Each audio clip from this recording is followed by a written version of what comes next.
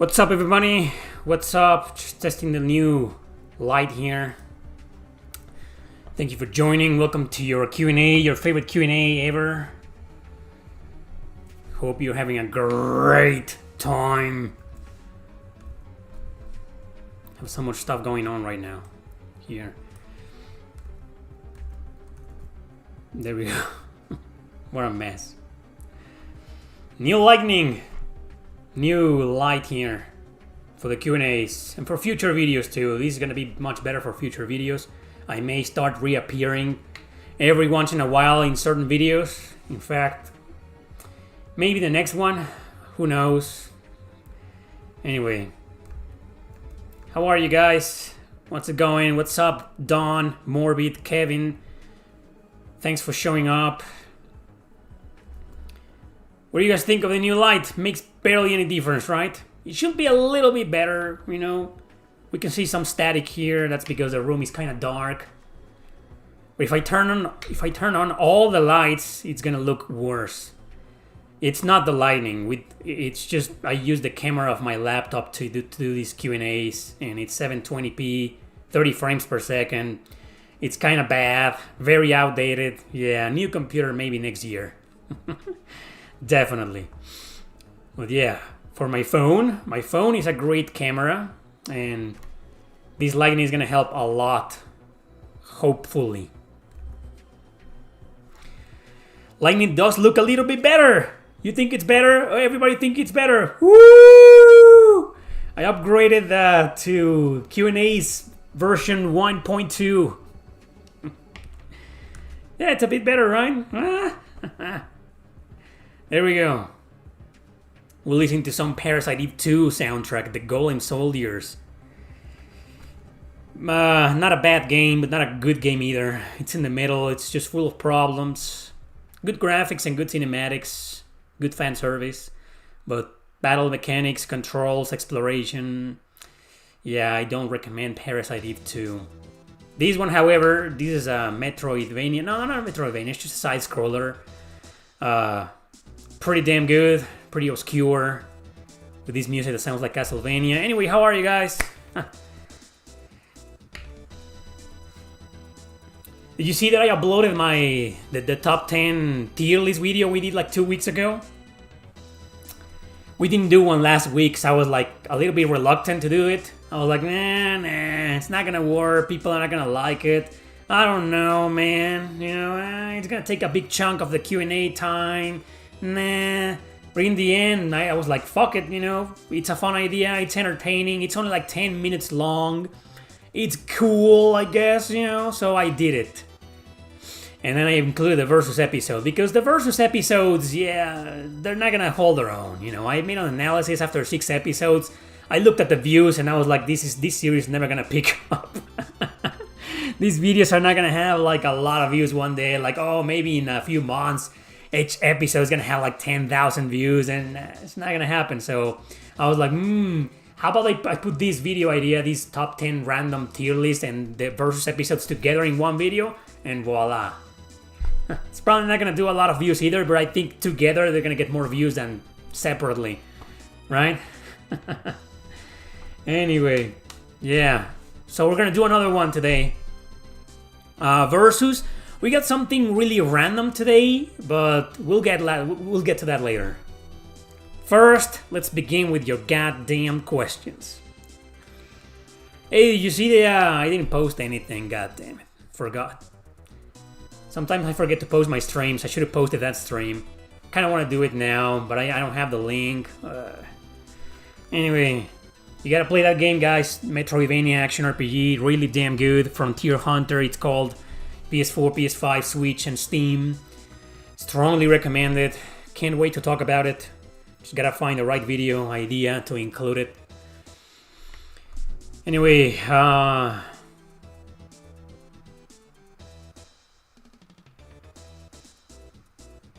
yeah, even since the early 2000s and late 90s, Squaresoft already was trying to copy other franchises and other companies. Parasite Eve 2 is a good example. Parasite Eve 3 is a good example. Final Fantasy 12 is a good example. Well, with that game, they kind of copied themselves, but it turned out to be great. Yeah, that's the history of Square Enix for you. Everybody has a lot of respect for Squaresoft in the early 2000s before the merging with Square Enix, and then even when they merged, people still had a lot of respect, but no. My opinion, everything after Chrono Cross went to hell. Well, there are some great, JRPGs published by them, and we're still getting a lot of JRPGs published by them, but everything they develop themselves. Well, Dragon Quest VIII was excellent. Some of the remakes on the Nintendo DS where they didn't do it. Oh, that's because Dragon Quest VIII wasn't developed by them. It was level 5. But then, okay, Dragon Quest XI. Let's not talk about Square Enix nowadays.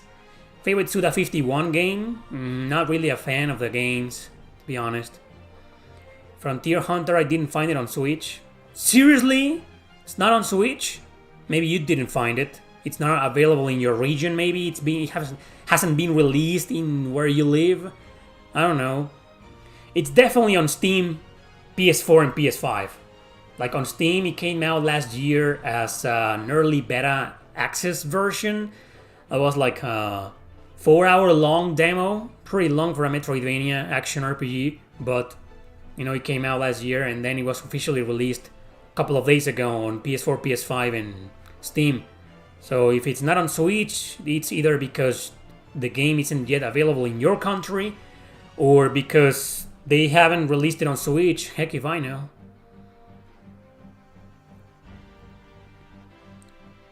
Oh man, I was hoping somebody will notice. You can see that? It's thanks to the new light. It's thanks to the new light, right? I put it there and I know I was gonna see this, but I've just left it there and I was like, No, this is not a special edition, it's just a display box. Yeah, I have one for this Gaia 2, also on PS2 and Green Grimoire. I got them because when I was living in Canada, my landlord, I was renting a room, and my landlord was a reseller, and he got a bunch of them, but most of the games he got were like games I didn't care about, but there were 3 I cared about, and those were Atelier Iris 2, this Gaia 2, and Green Grimoire.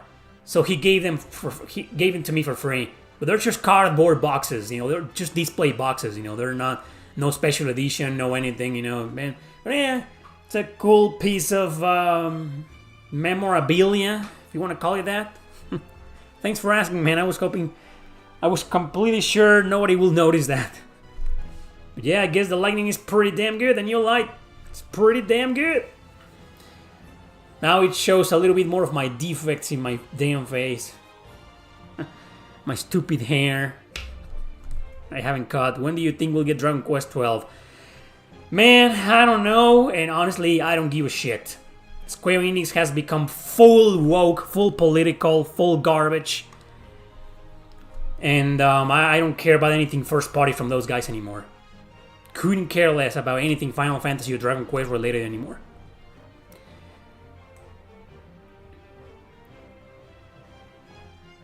Do you consider, speaking about Dragon Quest, do you consider Dragon Quest XI a masterpiece? I used to, but nowadays it's hard to look at the game with the same eyes for obvious reasons. But I still think it's an excellent game. Haha, Xenosaga Trilogy versus Xenoblade Trilogy will be an interesting versus. Xenoblade will win because there are more players that play Xenoblade games. Those games sold millions. Whereas not a single Xenosaga game sold millions. Maybe just the first one surpassed the 1 million units sold. And nobody played the second game, nobody played the third game. Last week we didn't do a versus episode on this, but I did kind of like a really short breakdown that I'll upload on my second channel in a clip. That was like the Xenosaga trilogy and the Shadow Hearts trilogy. And in there I said the same thing, that the Xenosaga is just, everybody knows Xenosaga because of the first game. But not a lot of people play the second game, and no one played the third game. So Xenoblade will win by a landslide. Now if you're asking me personally, actually, I think I prefer... Well, I think Xenosaga 3 beats every single one of them. Every Xenosaga game. I think Xenosaga 3 is the best Xeno game of all time, but there's also Xenogears and Xenoblade Chronicles 3, right? But yeah, as a trilogy, I think Xenoblade Chronicles is the better trilogy. Because, the first Xenosaga game is great and I love it, but it's just not that special to me personally. I know it's a big deal to a lot of people, but not to me. To me, Xenosaga 3 is far more special. Xenosaga 2 is a troublesome mess. I still love it, but it's a damn mess. And then you got Xenoblade Chronicles. The first one is excellent. The second one, well, it's like Xenosaga 2, right? It's kind of troublesome, but it's more enjoyable than Xenosaga 2. And 3 is a masterpiece, just like Xenosaga 3. So, there you go. I still think Xenoblade is a bit better. Xenosaga should be better, but it isn't. It just isn't. Sick Fate poster. Thanks, man. My sister got that for me many years ago. I'm gonna decorate this room one of these days. Maybe next month. So see how I did in this month. Are there any RPG games out there with a similar combat system to Legend of the Legaia? There's gotta be. I feel like there's one that I played not too long ago that reminded me of Legend of Legaia's battle mechanics, that you do things with the D-pad, you know? Fuck. There's gotta be one, man. I feel like I played one. I was like, man, this is like Legend of Legaia, but... I don't know. But there's one game, there's that one game, you know, but I just can't... Fuck, man. I can't remember, I forget. I know you mentioned you weren't picking up the SMT5 re-release at launch. You think you'll end up getting it on sale? Yeah, sure. I'm aiming for the PlayStation 5 version one day once it's like $20. Definitely get it, man. Yeah. Just, you know, I'd like to buy that game like used from a third party. You know, I don't want to give money to Atlus USA because fuck those guys. I played Drakengard 1 recently, and in my opinion, it's a terrible game. It's still very interesting. I don't think it's terrible. You know, there are far worse PS2 RPG games on the PlayStation 2, man. PS2 RPG games, great, right? Anyway, you get the idea. So, yeah, it's not terrible. It isn't great. It's not. I think it's a bad game. I just don't think it's a good game either. Controls and combat suck. They aren't terrible, but they're bad. Okay, they're kind of bad. And that ruined the game for me. But like you say, it's still a very interesting game. Nobody playing the third Xenosaga is a Greek tragedy. It is, but that's because barely any copies were printed. I think Namco only printed like 300,000 copies. I don't know. I made a video called 10 Things You Didn't Know About the Xenosaga Trilogy many years ago. And I covered that. But the point is that it's a game that barely sold, and they printed very few copies, just like Enix did with Valkyrie Profile or Konami with Suikoden 2. Not many copies are out there, which is the reason why the game is so rare and expensive nowadays. I think it's one of the rarest PS2 JRPGs nowadays, because some JRPGs on the PS2 that used to be rare, they still kind of are. But nowadays, they're not as expensive as they were a couple of years ago during the pandemic. But Xenosaga 3 retained its price. It's insane. Yeah, so that's the reason why a lot of people didn't play it. But, you know, it's a PS2 game. A lot of people can emulate it with a decent computer. More decent than mine. For some reason, I can't emulate PS2 games here. And, yeah, anybody can play it nowadays. But no, people want to pay money for it. Even though they can play it for free, they want to pay money for it. But Namco doesn't want your money. You're driving to Miami?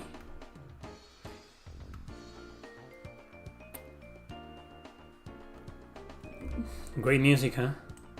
Dragon Breath of Fire 3.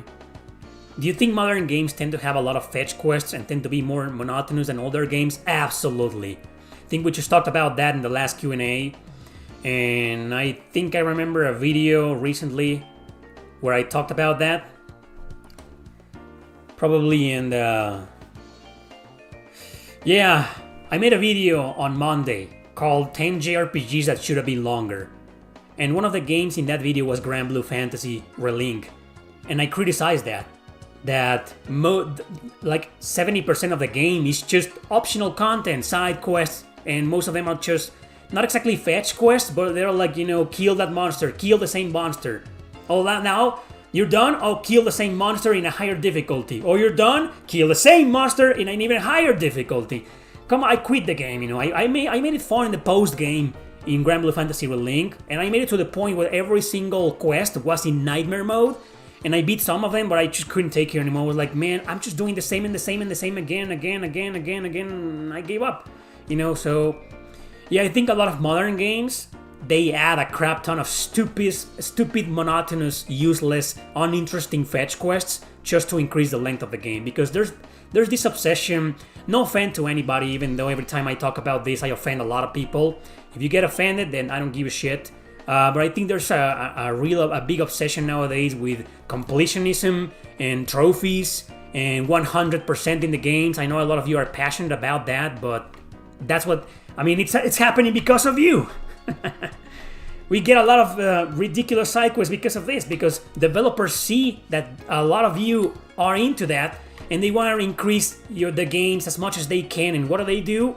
Cheap difficulty spikes, monotonous grinding, useless grinding, and a crap ton of fetch quests that are like ridiculously boring, pathetic, and uninteresting, you know. Yeah, well, if you like that, if you still like that, then good for you. This nowadays market is developed precisely to you. You are the target audience. You completionist. Do you plan to play Omori? One of these days, maybe. You gotta understand, I'm not really a fan of Earthbound and the style. But, you know, I feel like I could get to Omori because it's fucked up, it's mature rated, and there's some darkness to it that attracts me to it. But I'm still waiting for a decent price.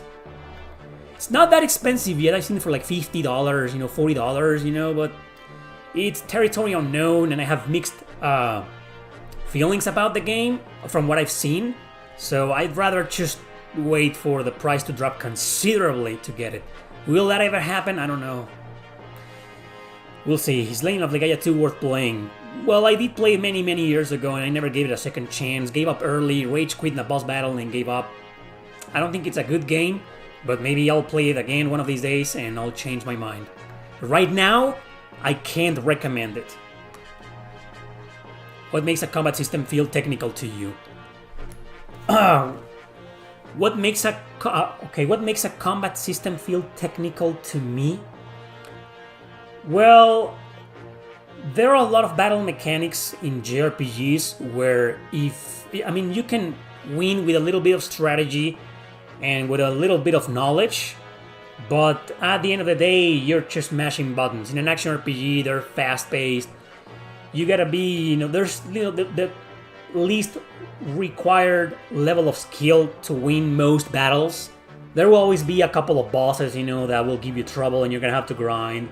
But most people, instead of relying on technique or skill, they're just gonna grind. Or they're gonna play the game on normal or easy, right? To beat the battle, to overcome the challenge. The same in a turn-based RPG. Not so much in strategy RPGs. I think the large majority of strategy RPGs, not all of them are kind of technical. Because you can't just win by clicking buttons, You gotta be strategic, you gotta be more technical, you gotta think what you're gonna do, how you're going to approach this situation or this battle or this enemy or this boss, So, in my opinion, most strategy RPGs are very technical games. Even the ones that are seem like simple, but there are others that are they don't have a lot of penalties, they don't have a lot of complexity to them, like Onimusha Tactics, for example. It's kind of inspired a bit by Tactics Ogre and Final Fantasy Tactics, but it's nowhere near as complex as those games. Those games are technical, but Onimusha Tactics is a simplified version of that. Have you ever played the Mercenary Saga, for example? Most of those games, or some of the Kemco strategy RPGs, are kind of on the easy side of things, easy to understand. They do get more challenging in later stages, but it's there's nothing convoluted in there, no complexity to them, no depth. That doesn't make them bad, though. They're still good and interesting, but I think what makes a combat technical, it's not only the difficulty or the challenge to it, but also the complexity. Okay, you can attack enemies with a sword, but with a sword, if you're using a sword, you're gonna attack them from behind. Or if you're using a lance, you're gonna attack them from the right. Or you're gonna attack them from 2 squares away, but from a higher, I don't know, something like that. The more details they add to the battle mechanics to make them more complex and more difficult, challenging, the more technical they become. I think that's what I mean by when I say something like the battle system is very technical here. You probably see me saying that with some games. It's that, But when it comes to action RPGs, it's a bit different. Action RPGs don't tend to be complicated. They're just, use buttons to attack and that's it. But there are a lot of action RPGs, like the Souls games, for example, where you can just button mash your controller and dodge and defend and win, No. There's more complexity to them that you gotta guard, pay attention to the enemy's movements, to their patterns, attack from a distance, or, there's a lot of strategy involved in there. So that's where the technicalities come into play. That's the best explanation I can give you of what makes a JRPG battle system technical. Great question, man. Thanks for asking.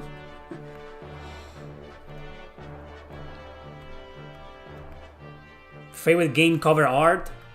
I don't know, man. I don't know. I have to take a look at my cover. I've never done that, That's been a request for quite some time to make a video about that. The best game cover arts. But, I don't know. I can't think of one right now. Xenosaga 1 was a boring drag to play, but I'm still very interested in next two games for the story. The next two games for the story and characters. So, well, I strongly disagree. I don't think it's a boring drag to play. It's a really good game, but it's no masterpiece.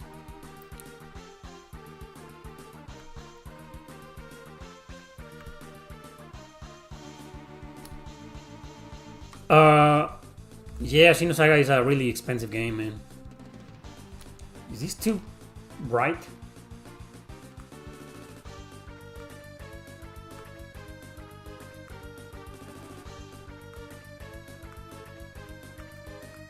Where's the bare minimum?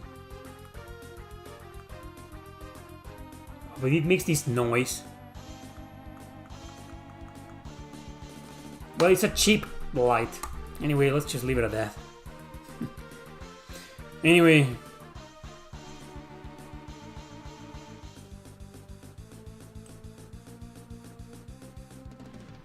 What?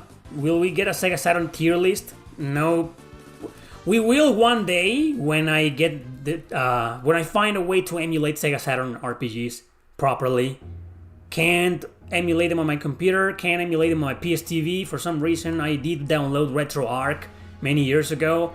Everything worked, Sega CD, a lot of consoles worked, but TurboGrafx, but nope. For some reason, Sega Saturn games refused to work on my RetroArch that I installed on my PS TV, PS Vita. Yeah, but yeah, one day, man. Don't lose hope. Have you ever thought of doing vlogs, going to gaming, anime conventions in your city? No, because I live far away from everything nowadays. I made a terrible mistake moving here, and I strongly regret it, but what can I do? I'm here now. I'm stuck here.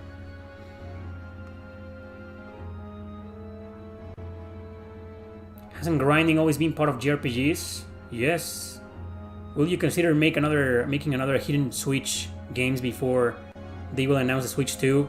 No, Yum, I don't think so. Do you think the Trails games are worth the hype? Yes, I'm a very big fan. But I can't speak highly of Daybreak, especially with the localization. Are you going to buy a physical copy of Suikoden 2? I already have a physical copy of Suikoden 2. I own it. It was a gift from a fan many years ago. Haven't heard from that fan in a long time, though.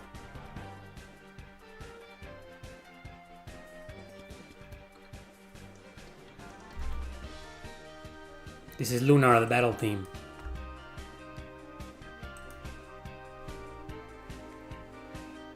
Surely living where you are is better than living in the UK. I didn't mean my country, man. I lived in a city, a huge city. And I was in a good part of the city and I moved far away. It's still a good part, but no one wants to live here. It's so far away from everything. I live in the middle of nowhere.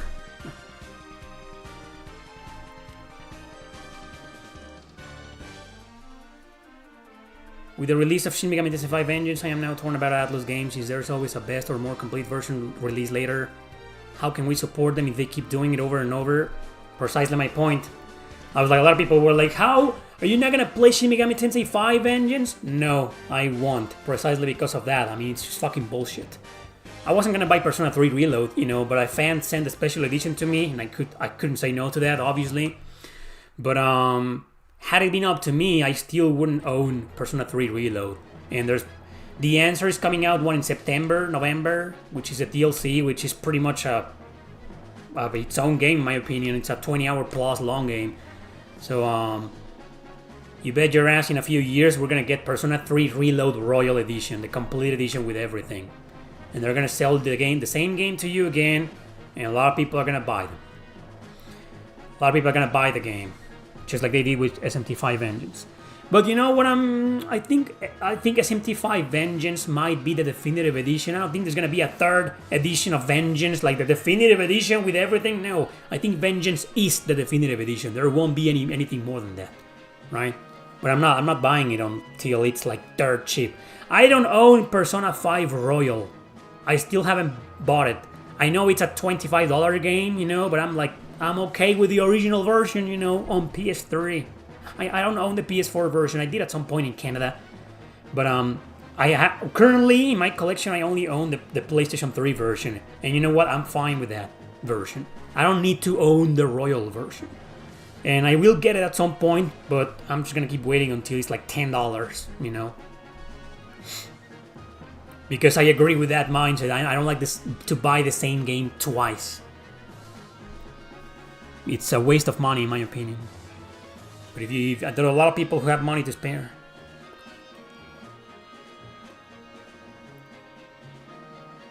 You live in the middle of nowhere? Like everything is far away from you? Exactly, Vengeance is already the definitive edition. I don't think there's gonna be a third version, but Persona 3 Reload? I can guarantee there's gonna be a Royal Edition at some point. And they're gonna do the same with Persona 4. Give you the remake, and then some kind of DLC with the Golden, with Marie. You know, that's her name, right? Marie? Anyway, and then there's gonna be the definitive edition, because that's what Atlus does nowadays. Milk versions, old games, Persona, and politicize everything. Well, that's Atlus USA, but yeah.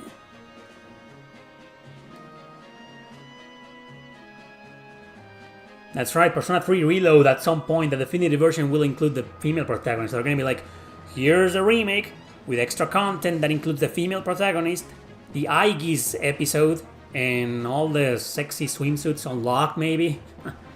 And there. What do you think of stores like CEX? I love CEX. When I lived there in England, I loved going there, man. Always found a bunch of good deals in there. Every year, my sister goes in there for me to do some game hunting, and she often finds good deals in there for me. But I'll always have a problem with the name CEX. Like, come on, sex. Hey, mom, I'm going to sex for a bit. What? You're going to what? Sex? But that's the name of the store. Sex. No, son, it's pronounced CEX. Oh, there's a difference. Oh, yeah, it's called CEX. So, it's fucking sex. It spells sex. What the fuck, man? But I love them. Love those stores, man. Always great deals in there. What do you think? Wait, what?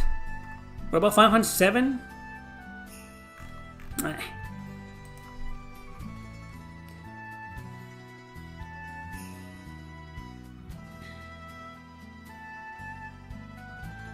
You must be part of the problem, but the games are so good compared to Activision, EEA, and UV shit. Couldn't agree more. That's like the bottom of the bottom, man. Activision, EA, and Ubisoft are like, man, the three musketeers of bullshit. That's the abyss. Like a whole new low, man. That's the lowest of the lowest, those companies. You might want to throw Konami in there too. They kind of tried to redeem themselves with some remasters and some announcements a few years ago, and I was like, Konami wants to earn back my respect. You know, they want They want me to be a big fan again, like I was in the 90s and early 2000s, you know? Konami, okay. But then Silent Hill 2 remake happened, and it's over. So might as well throw Konami in there. What is your opinion on the difficulty spikes in JRPGs? Do you enjoy them or just find them annoying? There's a video that I did called 5 things I hate in JRPGs. Check it out if you can. I don't have a very good opinion on difficulty spikes. I've never understood them. I like difficulty progression in video games. Like they start getting more challenging as you advance. But then, you know, when they're like this, you know, like, okay, it's easy, but then, ooh, difficulty spike, but then it's easy again. Oh, I've been even bigger difficulties, and I don't like that. Probably because I have OCD, I don't know. Maybe. Couldn't tell you. But it's just not... It's not fun. Even when the final boss is a difficulty spike, I don't like it. So I trained my hardest, got this far, and then, you know, the final boss is impossible. And it's gonna make me grind a lot. And I still do that, you know. You guys see me complaining about this all the time, but I still grind. I still go out there and beat the games. Yeah. Was grinding a lot. Not a lot, you know, just grinding for a bit yesterday in a stream. I streamed Shin Megami Tensei 3 Nocturne. And I grinded a bit, and I was bitching about it, but on the inside I was like having fun, you know. Do you think younger gamers are becoming interested on retro gaming, collecting all consoles and video games? Most of them, no. Maybe younger gamers like in their mid to late 20s, maybe, because they still grew up with that, you know? And they probably know a lot of people who may have influenced them into video game collecting. But like the new, like the, you know, people on their early 20s and below that, I don't think most of them give a shit about collecting or retro games. They just care about Fortnite. The last dungeon in Final Fantasy VI is such an unfun chore. How do people like that game? I fucking love that game, but it is a damn chore. Well, that's nothing, man. Shin Megami Tensei 4 Apocalypse Final Dungeon. Play the game, beat it, and then you'll see what the real definition of unfun chore is. And I still love the damn game.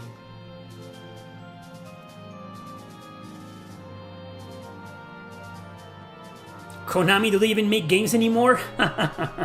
Yes, they do. Konami does seem like they're trying.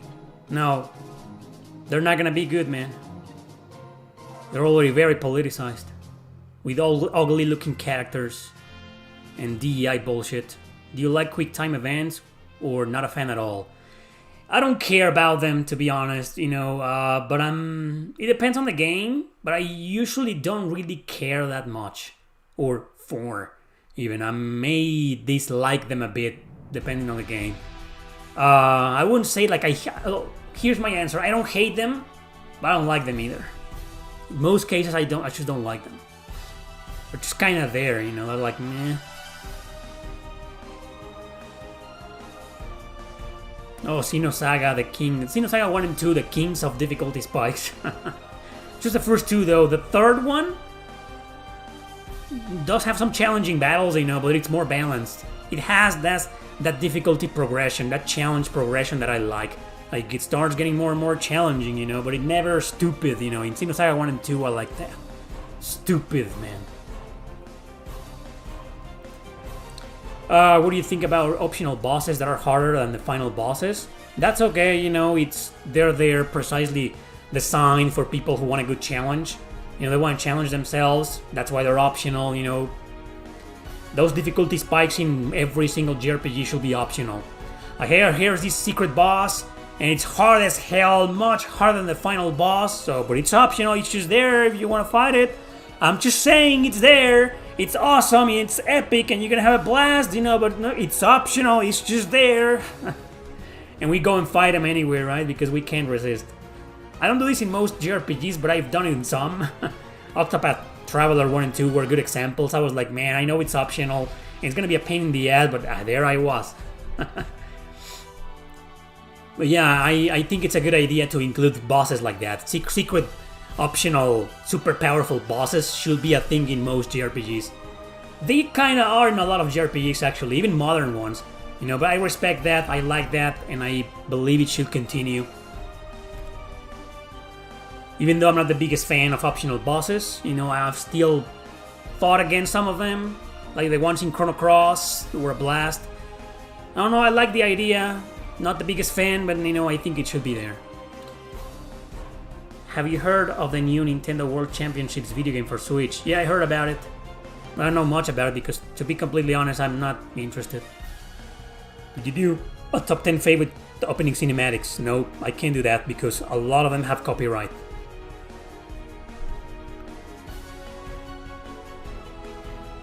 Like Elizabeth in Persona 3 Reload. I never fought Elizabeth, you know. I've never challenged Elizabeth because you gotta complete every single goddamn side quest. And I did some of them in the original versions, and I did a lot of them, on the remake. Man, I did a lot of side quests on the remake, you know. But not every single one of them, so I didn't unlock the fight against Elizabeth. But I did max my relationship with her, as max as you can. I unlocked that scene where... Should I spoil it? Well, no, I'm not gonna spoil the scene, but you know what scene I'm talking about. That scene. Yeah.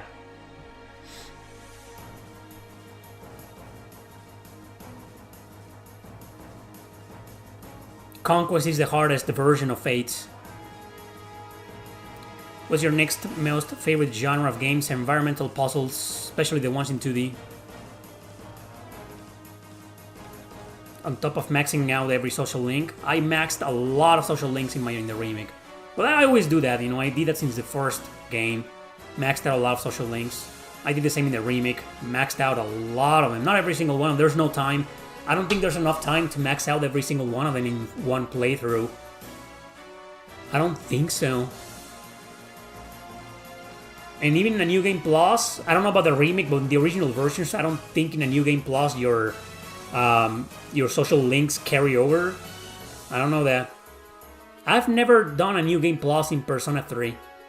I beat the original vanilla version, and then I beat the FES version, and then I beat the remake. So it's a game I've beaten 3 times. But each version, I've only beaten once. So it's weird, huh?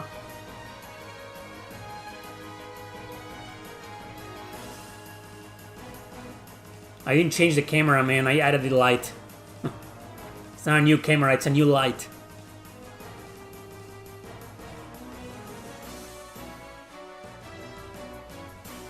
I don't know who Bebe was. Who's Bebe or Beeb in Persona 3? I don't remember that character.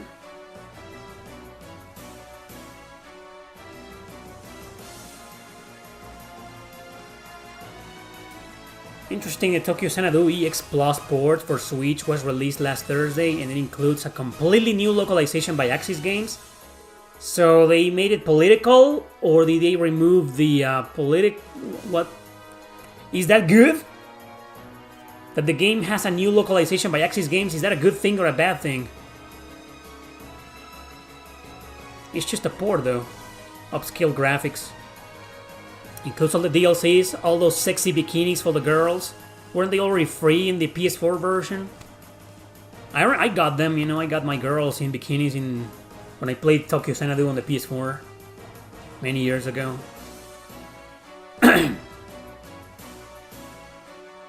Radiant Dawn, amazing game.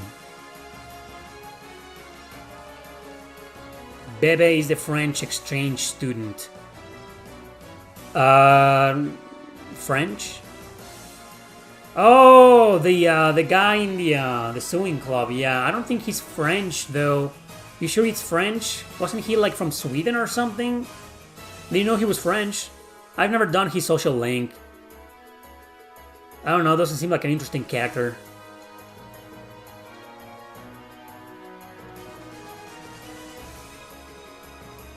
That's right, Donsk. Light can do wonders. Looks pretty damn decent, doesn't it? I also use it for my videos. He's French. Okay. Any plans to play Fell Seal? Yes, I have a lot of plans to play that game once it comes to consoles. Fire and Path of Radiance. Masterpiece. Masterpiece. It holds up pretty well nowadays. Well, it isn't that old. I think it came out in 2005 or 6. It's not that old. It's not even 20 years old. But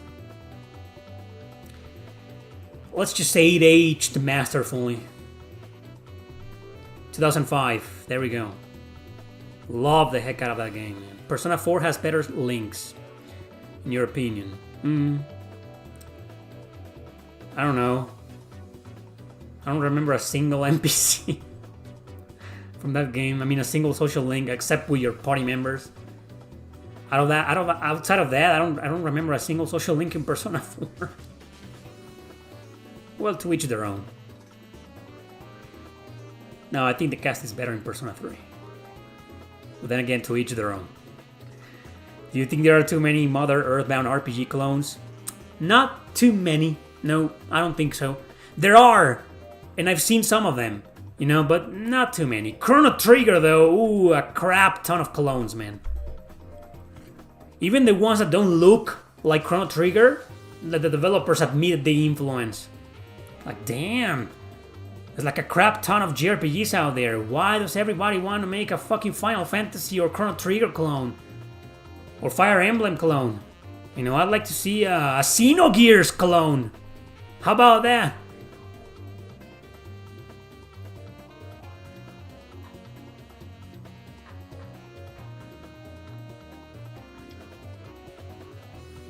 Yeah, you know what? I thank you, Nemo Propaganda.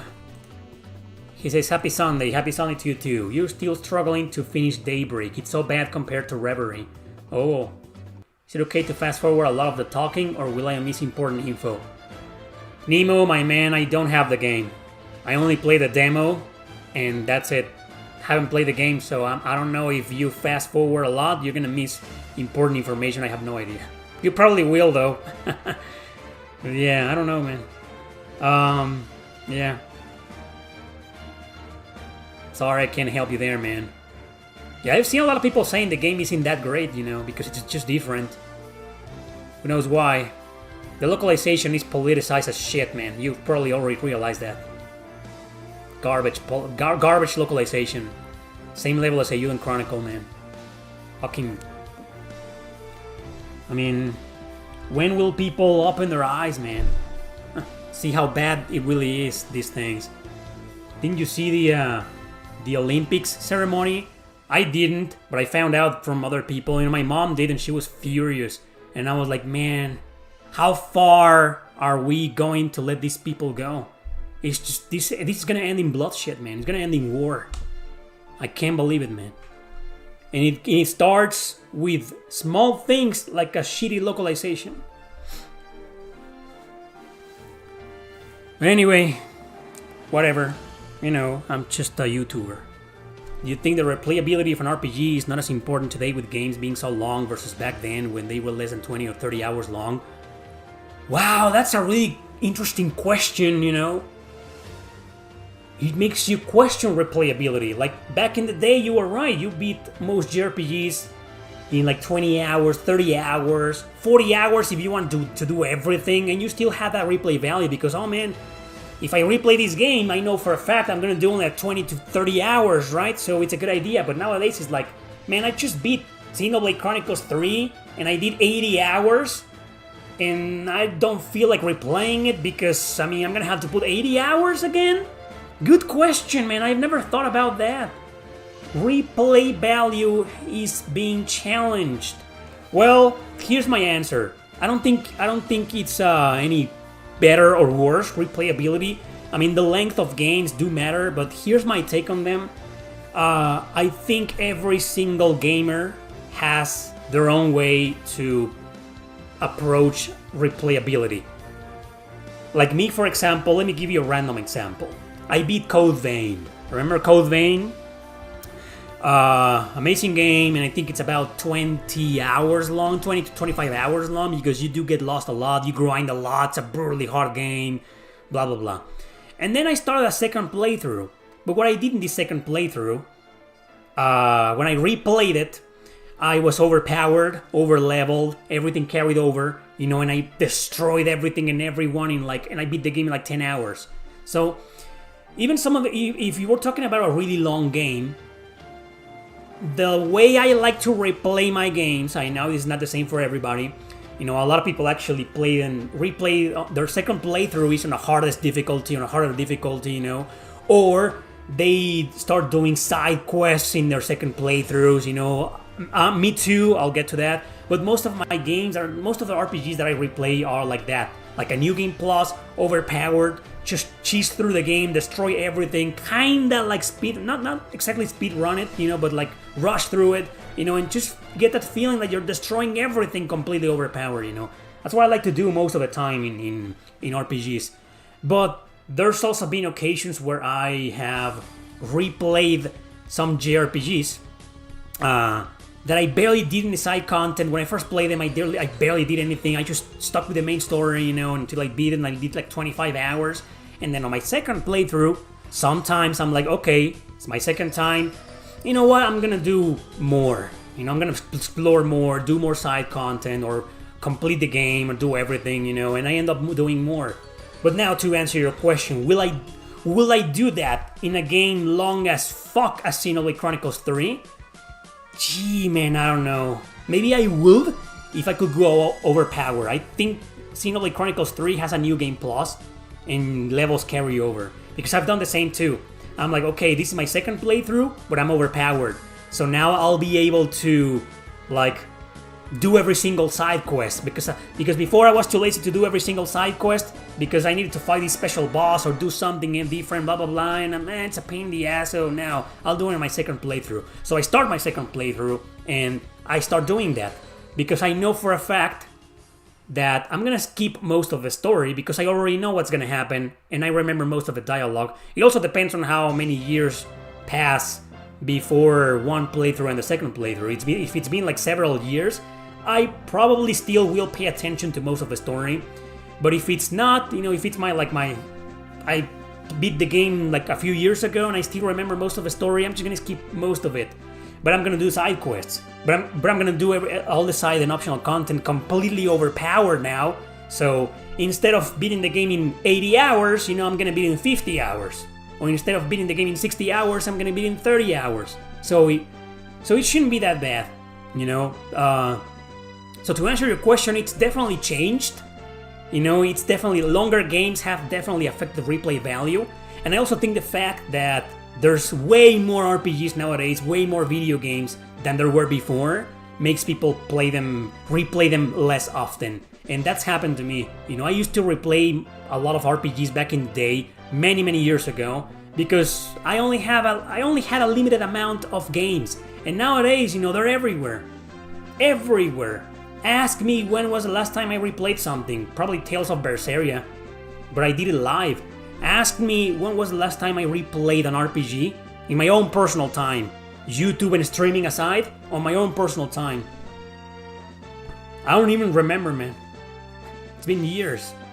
But not because of what you said about the length of games, but because there's just way too many games nowadays. Way too many. Great question, man. Interesting. This is gonna turn into a clip from my second channel, but it could be an interesting video one day, you know. I mean, how replay value has changed or evolved in the past several years thanks to the length of the game and thanks to the availability of games and the amount of them, right? Interesting question. Thanks for asking. Thank you, J.A. Is there a versus episode today? Final Fantasy 13 versus Evergrace? And let me guess, Evergrace will win. Yeah. We're gonna do a couple of things today. Well, there are surprises. Thank you for your videos and live streams. You're welcome, and thank you, Mad Radio, for being a fan and for your donation. These past couple of months. I got a whole lot of JRPGs this week based on what you covered.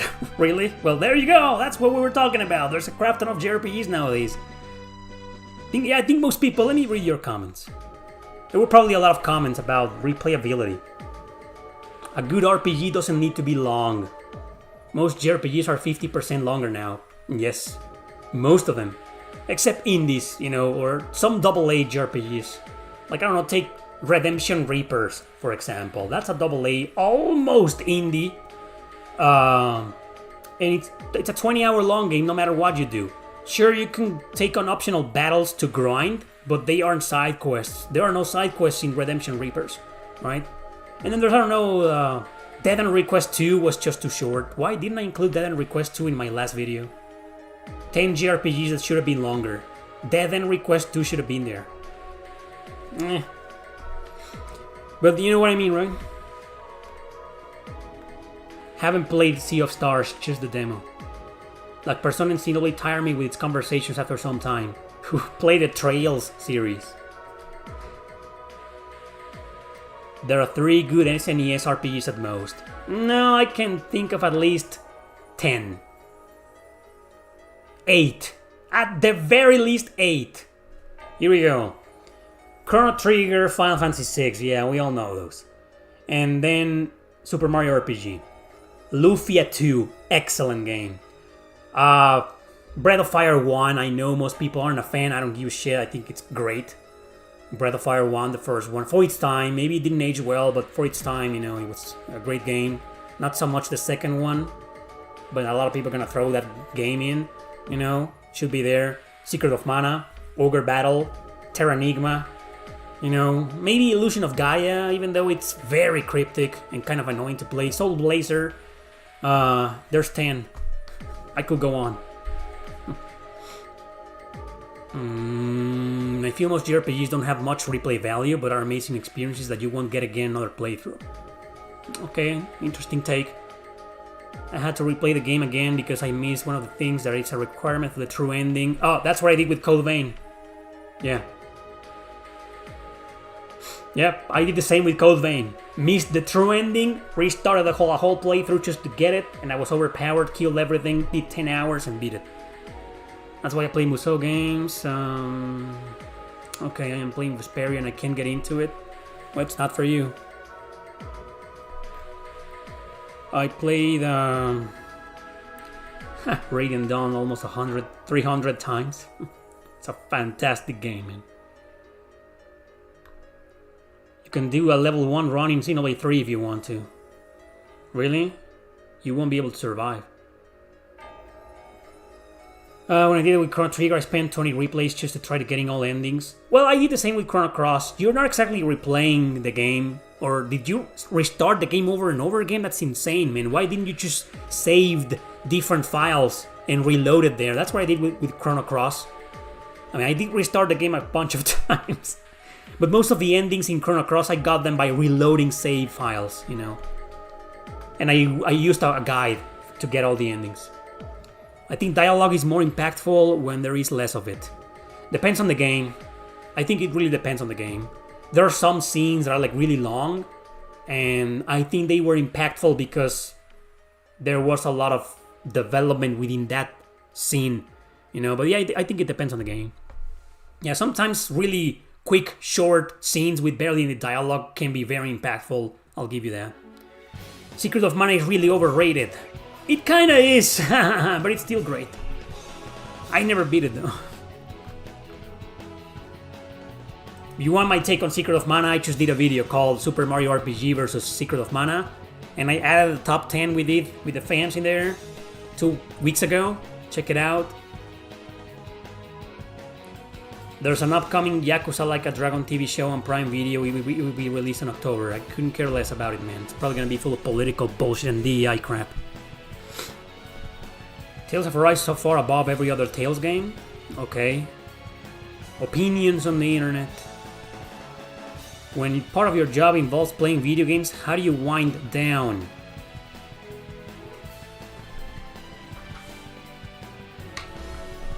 This is the answer to your question, man. This is how I wind down with this baby. I also watch movies, shows, socialize, appear every Sunday to answer your goddamn questions. Anyway.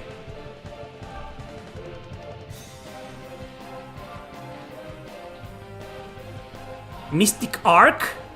Probably the most underrated JRPG on SNES. Mystic Arc? I haven't played that. Is that a fan-translated game? I haven't played that game, man. Tell me more about it. I want to start getting more and more into fan-translated JRPGs nowadays. Like, I just beat Bahamut Lagoon a couple of weeks ago, and I freaking loved it, man. Great game, fan-translated, so I'd like to play more.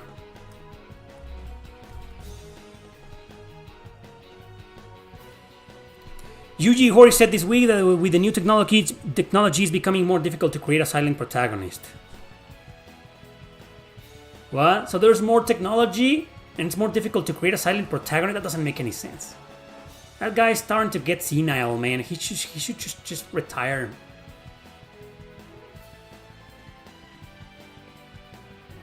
Mystic Arc, huh? It's only Japanese. Sounds like a fun. Sounds like it's a generic name, but for some reason it caught my attention.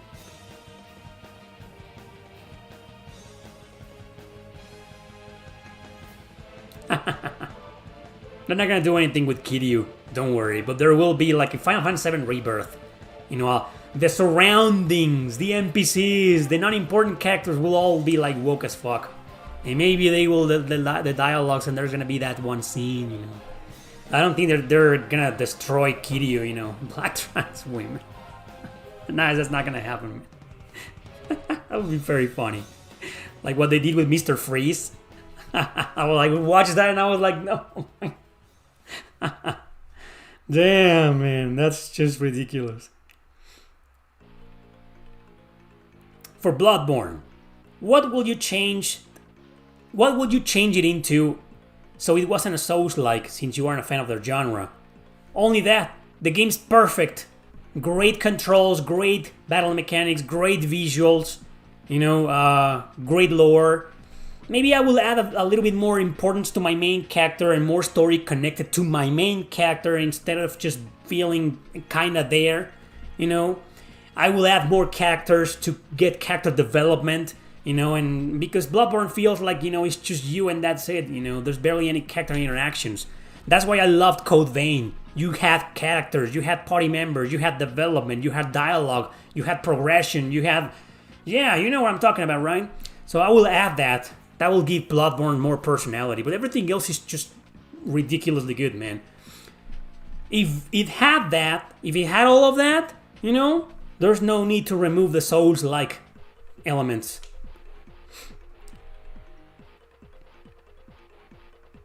The hell are we listening to? Albert Odyssey Gaiden? I don't even know why I have this song, man. I know Albert Odyssey on the Sega Saturn, but Gaiden? The fan translation of Sex Sakura Wars 1 is good. Too bad I can't play it. I will play Mystic Arc, man. Did you say it was an SNES? Yes, you did. Okay, I'll play it.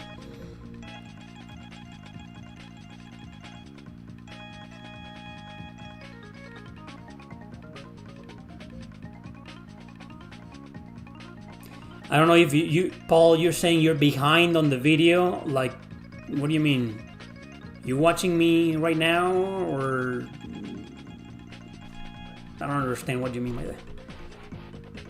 Did you play either of the two Musashi games? I played both. The first one is fun, but I don't know, for some reason I never beat it. Probably because I played it kind of late, and I don't think the game aged very well. It didn't age poorly, but it didn't age very well either. So it's just, you know, it's good, but not the biggest fan of it. The second one was kind of mediocre. It starts off kind of interesting, but then it gets boring, you know, real quick. I don't think the second game is a great game. It's not a bad game, it's just there, you know, it's a C. On a tier list, I think it's a C. It's just okay at best, and that's it. So, yeah, you could tell, you can say I'm not really a fan of the Musashi games. But I think the first one, if it was remastered or remade, would be a bonkers, you know, but it's such an obscure game. Not happening, never, probably. But they do have a lot of fun factors to them, you know, there's a lot of... I mean, both of them, even the second one, have a lot of personality. Like this, the music probably, and the dialogue. The dialogue in the first game is hilarious, man. It's really good comedies, both of them, especially the first one. And there's a lot of wacky characters in there and wacky situations. And I like in the first one, there's this mechanic that plays around with day and night, and it changes depending on what you do and how you fight. It's a fun game, but for some reason I just couldn't get into them. But I feel like Musashi, the first one, the second one, I don't think I'll ever go back to it. Like, maybe I'll give it a second chance. No. I think what I played was more than enough to say, you know what, this is not great. It's not a bad game, but it's not great. But the first one, I think maybe I would love to go back to it one day. Will be interested in going back to it one day and see if I change my mind. But when I first played, I was like, it's good. It's great in some areas, but it's just not for me.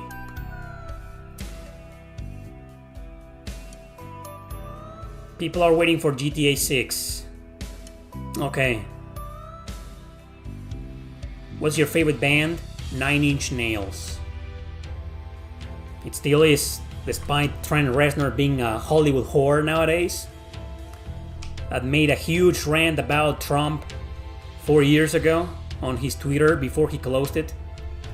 And then hated on Elon Musk. Like, I don't care about Elon Musk, but going out there and calling him a racist or something like that, that's kind of like a political stance. So, yeah, while I don't have a lot of respect for Trent Reznor anymore, 9 Inch Nails is still my favorite band. I know a lot of songs on the guitar. Well, it's just most of the songs aren't complicated. 9 Inch Nails, it may have been in some albums, but it's not really a guitar band. It's more of a synthesizer, keyboards band.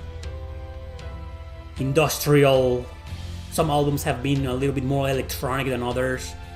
That's why, you're not gonna find like complex guitar riffs or solos in 9 Inch Nails, which is why I think I know a lot of the songs. Same with Deftones. The Cure, though? No, that's another story, man.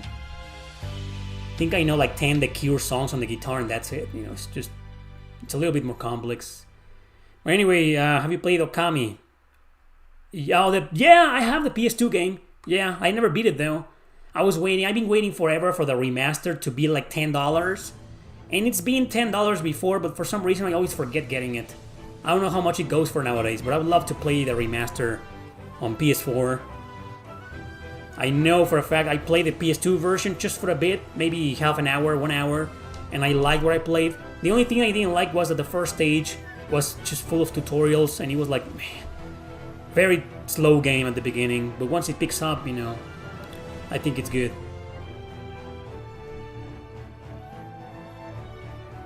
Ah man, I love it too, man. The Fragile is my favorite music album of all time. It's not only my favorite 9 Inch Nails album, it's my favorite music album of all time. I know most songs on the guitar in there and also on the keyboard.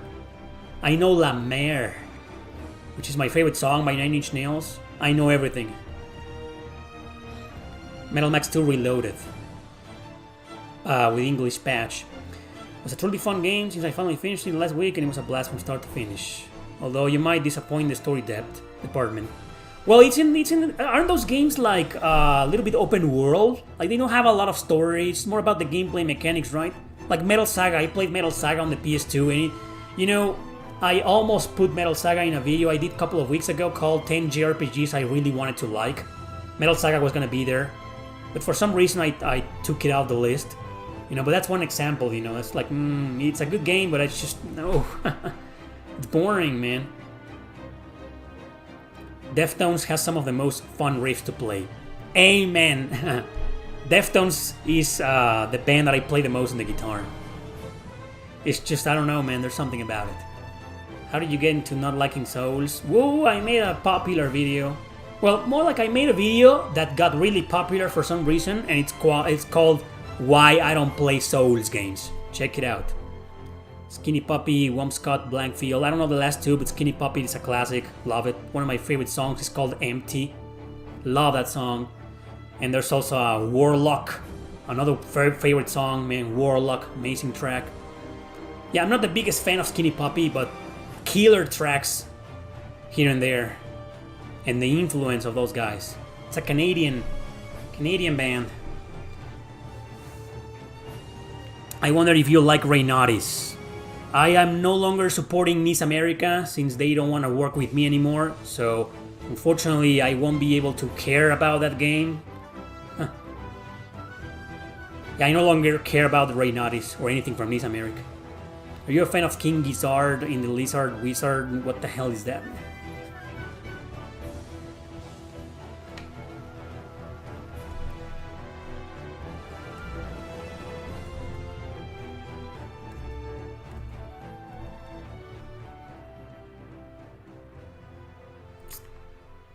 Hello? Can you see me? Oh, there. I think we're good. We're good, right? Yeah, I think we're good. It fucked out here, you know, for some reason. It's a band according to Wiki. Never heard of that band.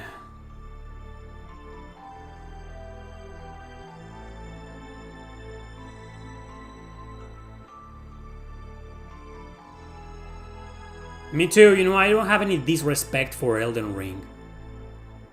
Or any Souls game, you know, at least I recognize that Dark Souls is an extremely influential game, and it's one of the most influential video games in history. You know, so, yeah, I don't hate on them. But you know people nowadays, you know, you criticize something and, oh, you fucking hate it passionately. And you're an idiot. And fuck you. We're living in a snowflake generation. Remember that. And by snowflake generation, I don't mean the 15-year-old kids. You know, there's fucking 60-year-old people who get offended by comments like that. I mean, come on, game. Come on, man. I'm soulphobic.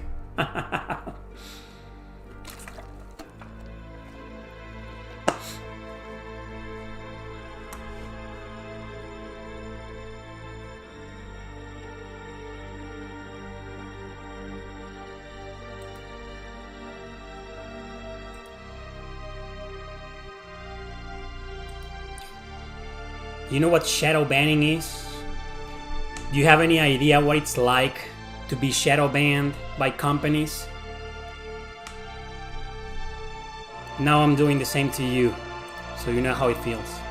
Just a little taste of how it feels, asshole. Now get the fuck out of my stream.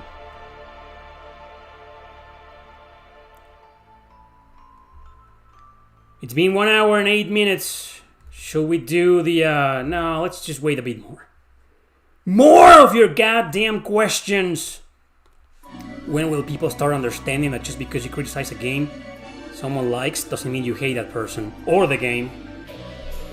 Hell, I have a lot of love, there's a lot of games that I love passionately and I've criticized them before. I just did a video called 10 JRPGs that should have been longer, and I criticized some of the games in there. And every single game in that video is great and I love it. Yes, even White Knight Chronicles. Believe it or not. It's a game that, for its time, it was good, people liked it, nobody was in love with it, nobody called it a masterpiece, but the reputation of the game was fine. But then the sequel came, and then Origins came, which was exclusive to Japan and Europe, not in North America. And for some reason, a lot of people start crapping on the series, and I get it, you know, it wasn't a great series, it didn't deliver, it kind of disappointed, but I still like the games. No masterpiece, not a single one of them, and they are like top tier, you know, but they're good games, right? So, yeah. But I put some of my, the Super Mario RPG remake was in that video, and I criticized it for being too short. I still fucking love it. Yeah, nowadays you open your mouth and say anything remotely negative about something and yeah, you're a hater, you're a phobic, or whatever, you know, you fucking people. I'm not really a fan of Castlevania. I should be, you know, but if I could just pick one, it would probably be Curse of Darkness on the PS2. I think that's the one that I play the most. Or the first one on the NES, the very first one, that's the one I played the most when I was little. Never beat it, too fucking hard. But loved it, you know. Sometimes I feel like if I complain about the difficulty of a certain game too much, it's because I love the game. Because there's games that are like, oh, Natural Doctrine is too fucking hard, but I hate it, you know, fuck that game, you know. But when I get like really passionate about a game being too difficult, like Castlevania, because I fucking love it. I'm like, man, why did it have to be so hard, right? I love it, it's great. Yeah. Anyway, I did play Lament of Innocence, but on the PS2 also, but it was also kind of boring. I played Symphony of the Night, and I promised a live stream a long time ago, and I never complied. So maybe I will one of these days. I'll see if I can do something about it. I mean, it's there on the PSP, right? I know it's on the PS1. Maybe I can play it on my PS TV. Let me see what I can do. And we'll see if I can stream Symphony of the Night. I'm in the mood for another Metroidvania, not to beat it, just to play it, because I fucking loved Frontier Hunter. So I kind of want to play one again soon. You know, so let me see what I can do about Symphony of the Night. And then I'll tell you if I think it's an RPG or not.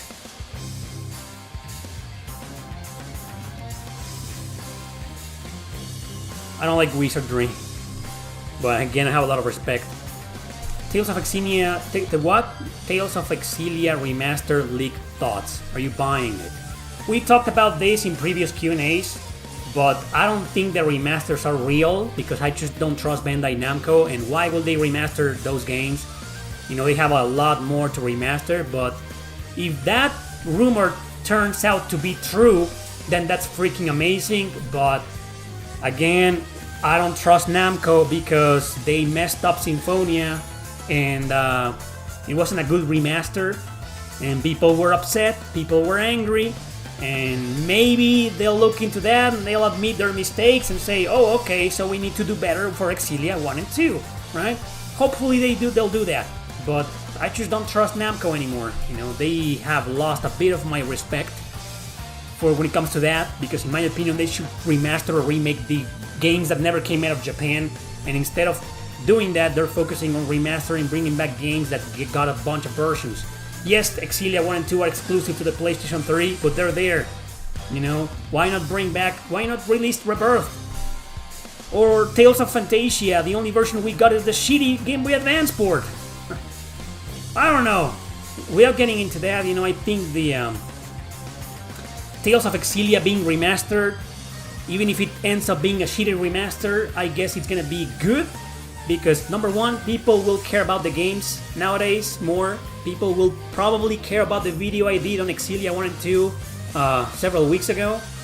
So that benefits me. And number three, people will be able to play them. People who don't have a PS3, even if the remasters end up being shitty, they're gonna be there on Switch and PS4, right? People will have no excuse anymore. So it's a good thing. But it's just I would prefer Namco bringing back the old Tales games, or the ones that never came out of Japan, instead of remastering the popular titles, you know. They always play it safe, those guys, and they don't play it safe correctly. But yeah, I don't think the rumor is true, but if it's true, then we'll see what happens. Will I buy them? I don't think so. How do you come up with names for your book, characters, and places? It's okay, for the name of the book, there's a process, you know, there's a lot of brainstorming in there. But characters and places are kind of random, you know, it's sometimes they just come to me, and they're like, how should I call my heroine, Lauren Silverrain? I don't know, they just come to me. Maybe I'm good at it, at creating names and for characters and places. You know, they're just like, they come to me. There's no like, man, I spend hours and hours thinking about my character's name should be... Well, I kind of did that with Darius in the Reaper's Thorn. I wasn't sure how to call him. I was like, man... But I don't know, Darius, you know, not that I'm a fan of the shoot 'em ups, right? Nothing to do with the shoot 'em ups. But it just came to me. Sounded cool. It's how I created this name, Erick Landon RPG. I was like, Erick, because of the crow. There we go, Landon. That was kind of random, but it sounded cool. Erick Landon. Yeah, there you go. You know, I'm good with names. You know, I guess I'm a very creative human being when it comes to names, you know. But with the names of the books, that's a different story. That's like the most important thing. The most important name of a book or anything, you know, of a movie or a video game, you know, the name is like, man, how do I make it sound not generic and cool and interesting and make sense out of it, you know? I had a lot of issues with the Revenant Army. I was like, I couldn't get that term off my head, and I was like, man, I want to call it the Revenant Army.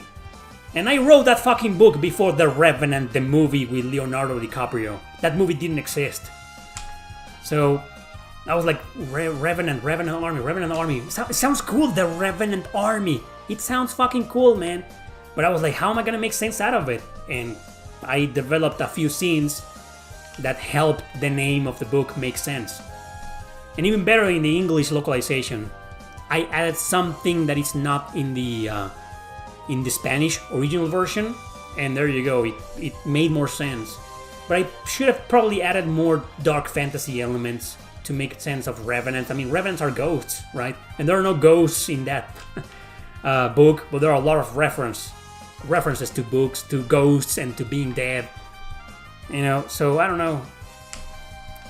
There's a process to creating the book's name, but characters and places, I think they come just naturally to me. Not a lot of brainstorming needed for that. Do you think it's still worth buying games when they're released? No. I always keep saying the same thing. Wait, and keep waiting. You know, like Frontier Hunter, strongly recommended, guys, but it's still receiving updates, still getting patched. I got a review code like 2 weeks ago, and then boom! The moment I started playing it, update needed. The next day, another update. The next day, another update, and so on. And the game was released on Friday, and I streamed it, it got an update. Saturday, update. Well, I beat the game already, so I don't know what they're updating you for the game, but yeah. It's because of the updates. The updates and the, you know, I don't know, other stuff. Just don't watch the Netflix Castlevania. Actually, I did the first seasons, and they were fucking great. But then I think the 4th season happened, and I didn't watch it.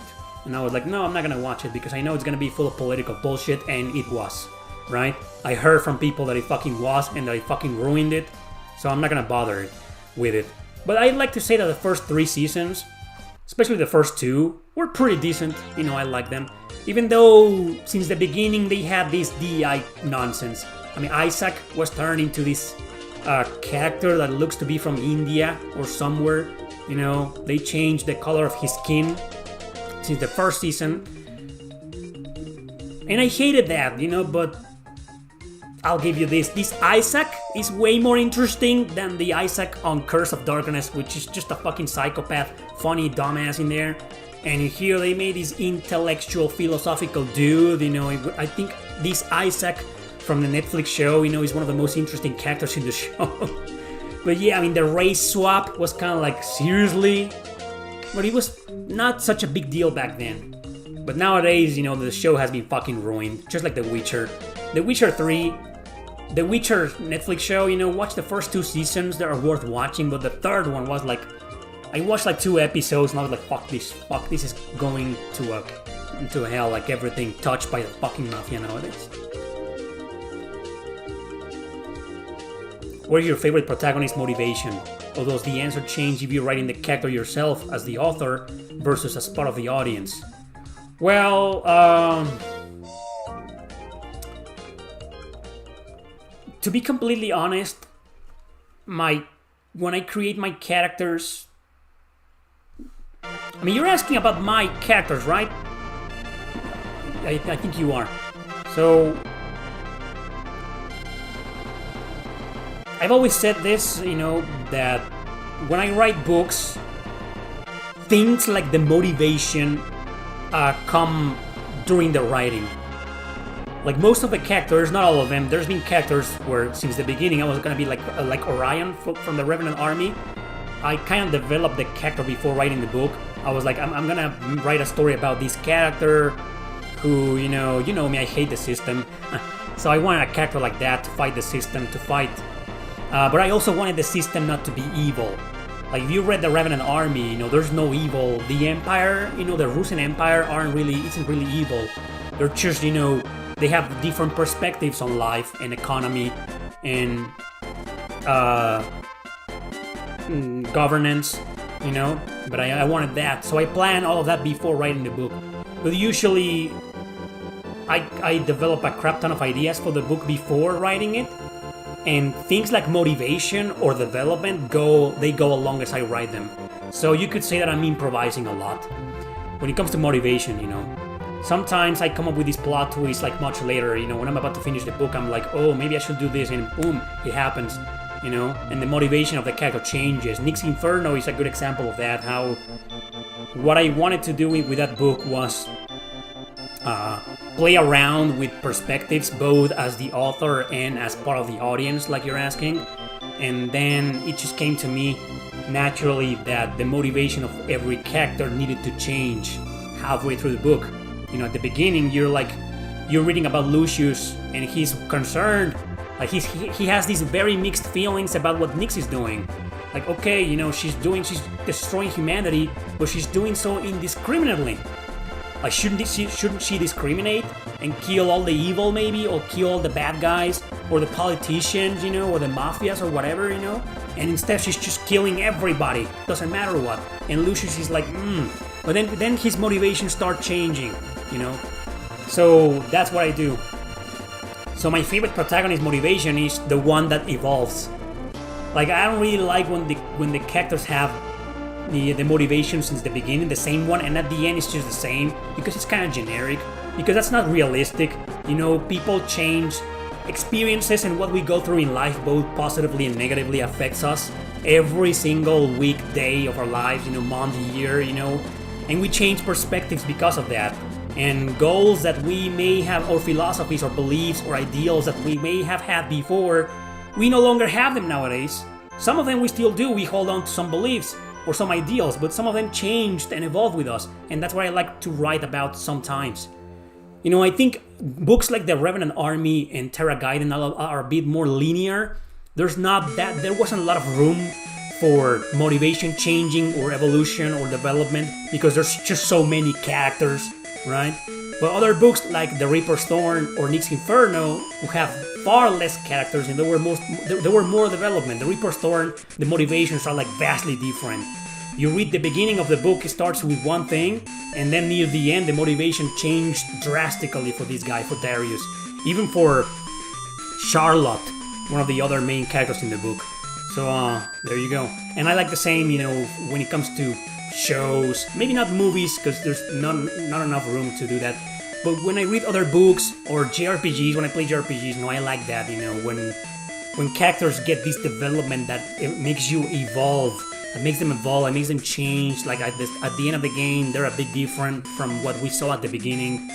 They mature, maybe, or they go worse. Instead of some of those games with multiple routes and endings, how you can shape the fate of your character to go evil or to go good, a goody two shoes, a well-behaved character, or a freaking rebel, or I don't know, I like that. Those are my favorite types of protagonists. Or also, leaving motivation aside, some of my all-time favorite protagonists are like characters that are like outside of the cliche. Like Velvet from Tales of Berseria. I mean, what other characters are like her, in JRPGs? There's a crap ton of anime series and mangas and books and whatever with characters like Velvet, yeah. But in a Japanese role-playing game, that's a rarity. And that's why Velvet's so popular, because she's just different, unique.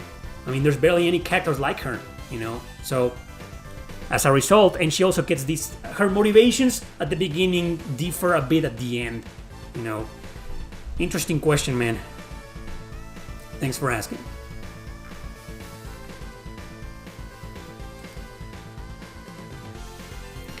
Zero from Drakengard 3. Although Zero doesn't change, I didn't see a lot of development for her, but I don't think that was the point of the game, of the story, of the character. I don't think Yoko Taro, and what's the name of the other girl that writes the stories?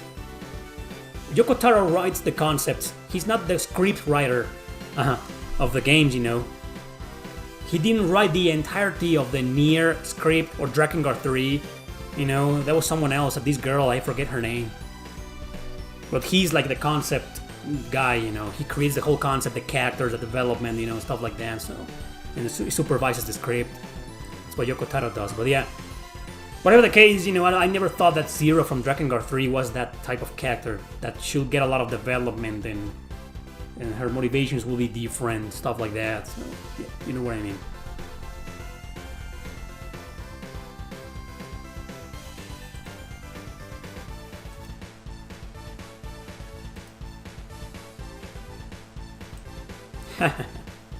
No, that's not the one I want. This is the one that I want. About this. Can you do this one? Fucking OBS, man. Can we? No, we can't do this one. What's going on here? Oh, I need to put in another tab. Well, there you go.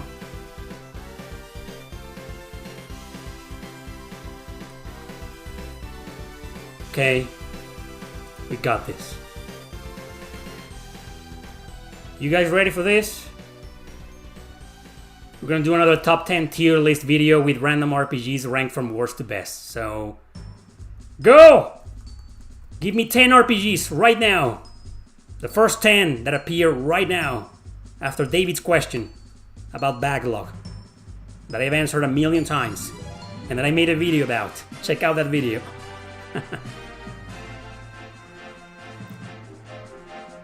With no one? Tales of Exilia. Okay, Beyond the Beyond. Final Fantasy Tactics. Suikoden 2. Alright. Okay, Persona 3, Final Fantasy 13, Dragonstar Varnir, Project Cross Zone, Lunar, Treasure of the Root, that's Jean d'Arc, that's enough. Jean d'Arc, I think it's not gonna make it because... There, stop! Okay, we got the 10. We got the 10. Stop! Alright, so,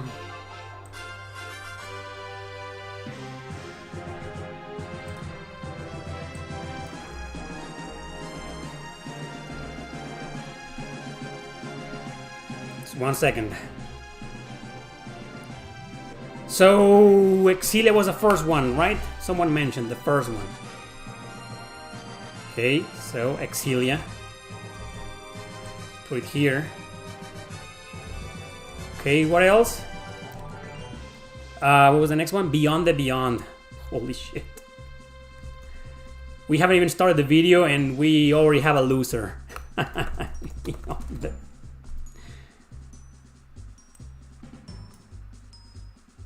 Okay, there it is. What else next to Beyond the Final Fantasy Tactics? Oof.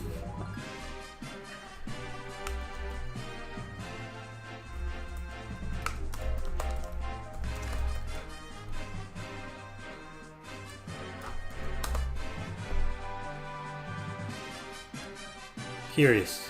Got it. Okay, what else? Suikoden 2. Someone said Suikoden 2.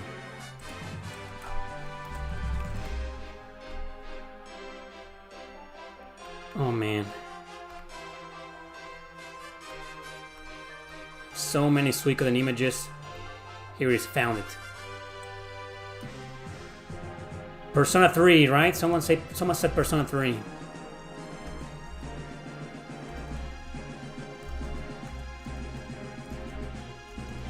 So Persona 3, like any version, Last Dragoon. Can you tell us? You get to choose. Okay, just tell us. Which version? The remake, original PS2 version? Which version? You get to choose. While I add the next one. What was the next one? Final Fantasy 13.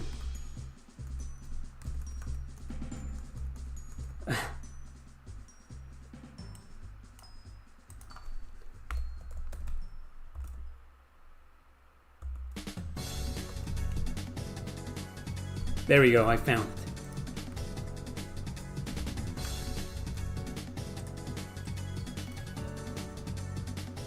There we go.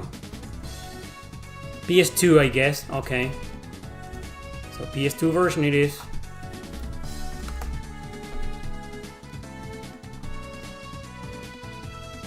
Oh, wow. Found the FES version, so that's the one I'm gonna rank. Okay, so what else? Final Fantasy 13, Dragon Star Varnier.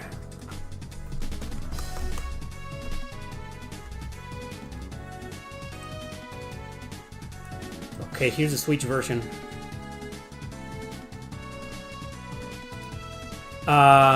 Project Cross Zone.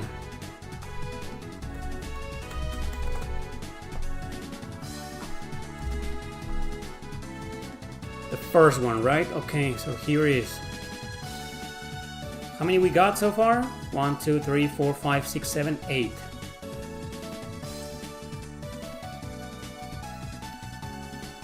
So we need 2 more. Lunar and Treasure of the Rudras. That's gonna be hard to rank because I'm pretty sure nobody played that.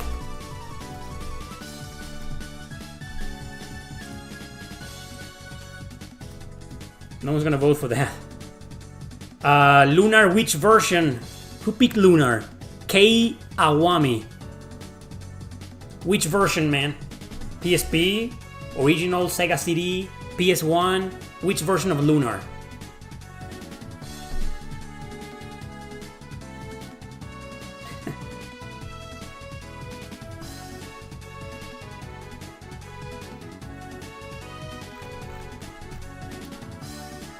You're an answer within the PSP version, so the remake. Okay, wow.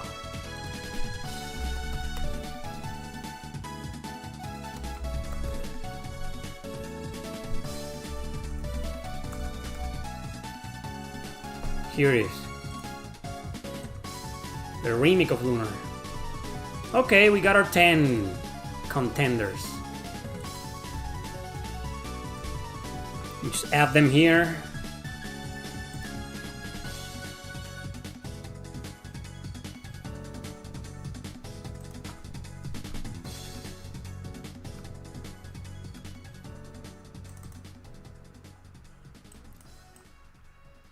Okay. There we go. 10 files.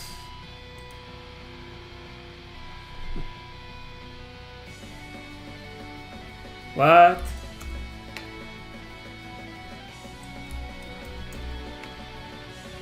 You gotta be kidding me.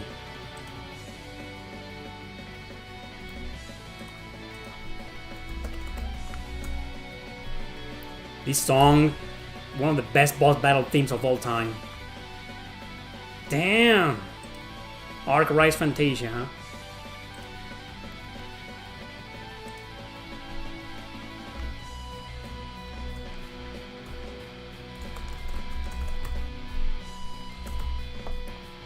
Can't believe I had to set this up. I did it at the beginning where it expired.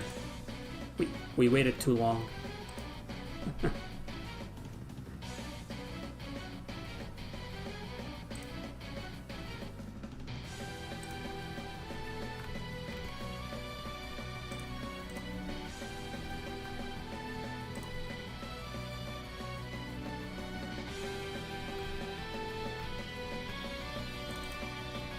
Almost there, be patient.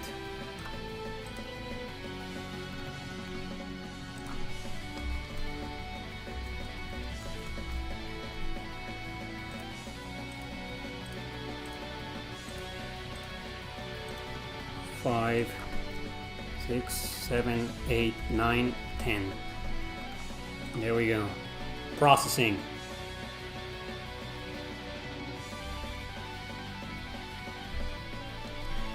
Best English voice acting of all time to Arc Rise Fantasia. Well, there's far worse. There's been far worse. Some of the TurboGrafx RPGs, Dragon Slayer. Wow, man. And the king of them all, Chaos Wars. No video game in existence will ever surpass that game when it comes to English voice acting. Not a single one comes even close. Hey Mario, greetings from Guadalajara. A fellow Tapatio. Final Fantasy 13 froze the stream. Nothing's frozen, you know, I'm just doing this. Yeah, amazing theme, huh? Fucking love it, man. Maybe too loud. Come on, why does it take you so much to process? It's just 10 images. Jesus. Seriously? There it is. Oh, the freaking ads. Fuck your ads. Where are my images? There they are. So, okay. Let me just fix everything here. Oof. I'm gonna make this one disappear. No, wait a second. Yeah, I'll just remove it. That's me.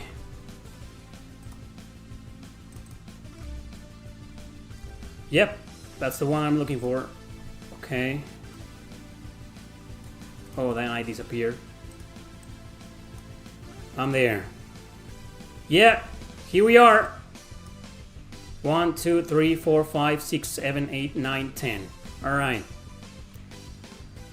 Welcome once again to the random RPGs ranked from worst to best on this tier list chosen by the fans. So what we're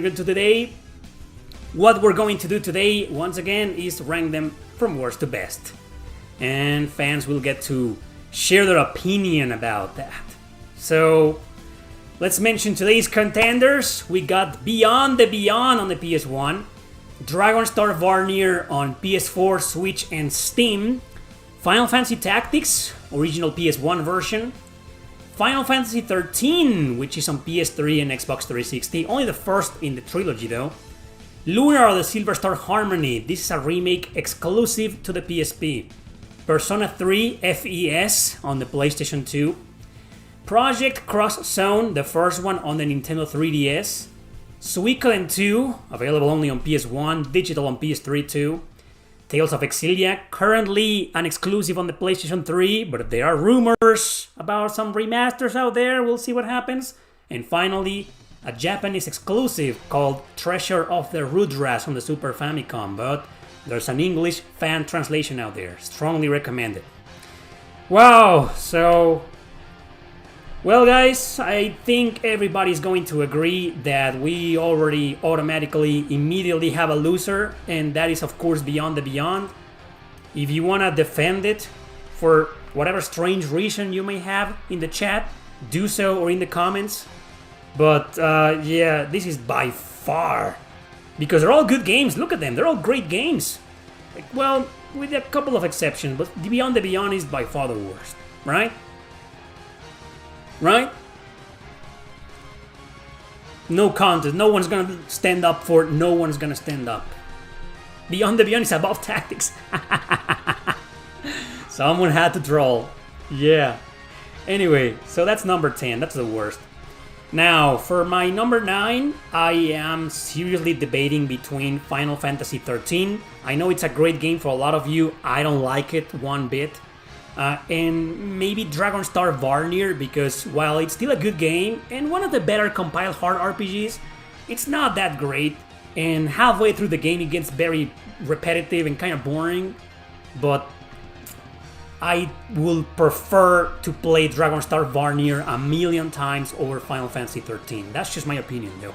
No need to explain to you Final Fantasy 13 or why I don't like it, I've talked about that a million times before. But Dragon Star Varnir is a turn-based RPG where you control this guy in a little harem with some gothic elements, a lot of fan service. The battle system is amazing, very unique and creative. You got these layers, these big monsters or these big enemies that can change layers from like up, down, in the middle, and so can your characters, a party of up to 3, and you can do special attacks. And those special attacks, you know, when the girls execute those special attacks and they can change outfits or pretty much remove clothes. Yeah, it's a bit of a kinky game. It's a compiled hard RPG, but it's good. It's one of the better compiled hard RPGs. So it's a fun game.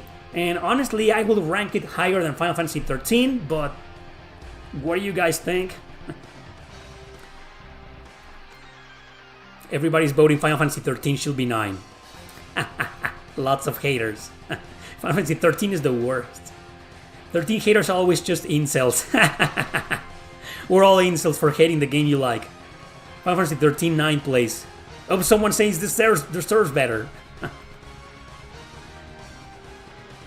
Just because you're afraid of women? What the stop trolling, man. Sometimes your jokes can be so fucking ridiculous, man. Don't... and nasty. Come on. A lot of people are agreeing with me.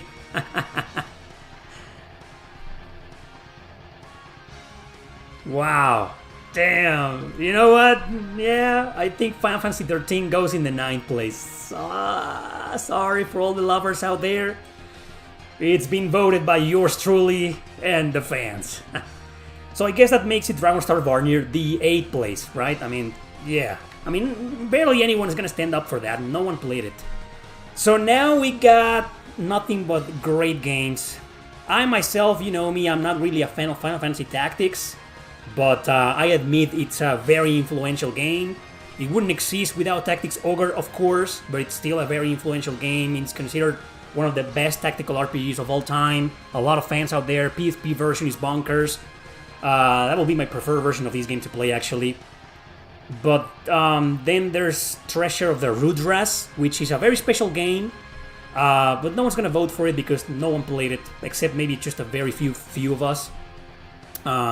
It's a great game, but it's also a bit of a saga game. Has some saga influence, and I'm not the biggest fan of those.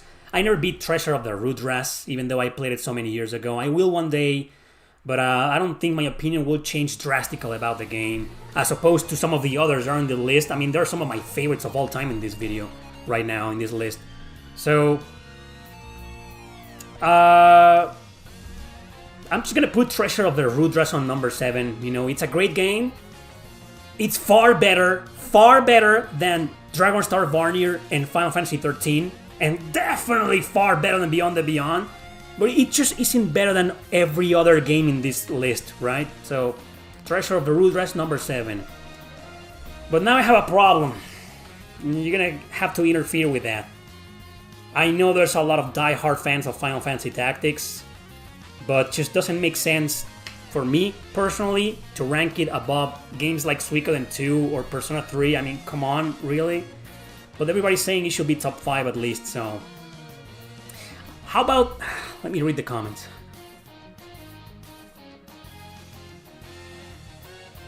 That's Beyond the Beyond up there, man. The worst. Number 10. Treasure of the Rudras, I think it's a better game than Paladin's Quest, Terry. That's just my opinion, though. Yeah. The Lunar PSP edition is fantastic, man. It's one of the best versions of it to play.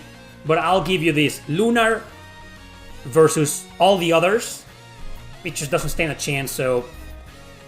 I think Lunar is gonna be number 6. No one's gonna argue that. Plus, there's a lot of people who don't like this version. So, we're ranking the PSP remake, which is my favorite version of it to play. Great remake. Great visuals. But... more people are more nostalgic towards the Sega CD or PS1 version, right? So, yeah. As much as I love it, it can't compete with the others, right? So, these 4 are some of my all-time favorite JRPGs, man. So, I can't rank Final Fantasy Tactics higher, you know? This is... I mean, I'm sorry, people. This is gonna be number 5. Final Fantasy Tactics, influential masterpiece to a lot of people, but to me, it's merely that. An influential and very historically important and relevant JRPG. But, I mean, I like these 4 games way, way more than Final Fantasy Tactics, so that's a... Sorry, that's a 5. Hey! At least it made it to the top 5! Come on! The 5, right? Yeah? So, ooh... Okay, we got Persona 3 here, which is my favorite Persona game. We got Project Crosszone here, which is excellent, extremely underrated. Suikoden 2 is a masterpiece, one of my favorite JRPGs of all time. Tales of Exilia, one of my favorite Tales games of all time. Top 3 Tales games, man. I freaking love it passionately. So... You know what? I love Project Crosszone passionately, and I think a lot of you are great fans and big fans of that game. It's a fantastic crossover that I covered a million times in this channel. Recommended the game to death. I know it's not for everybody because it's a grid-based tactical RPG, but it's fan service. Great fan service in all sense of the word, not just in the sexiness.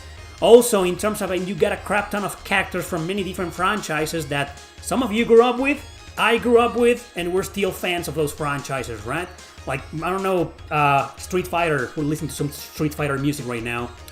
Mega Man, you know, some of them super popular Capcom RPGs and video games, you know, so... But... Can we all agree it can't compete with the other 3 games? I mean, it's a fantastic, great game, and I love it, but... The other 3 games are just so iconic that...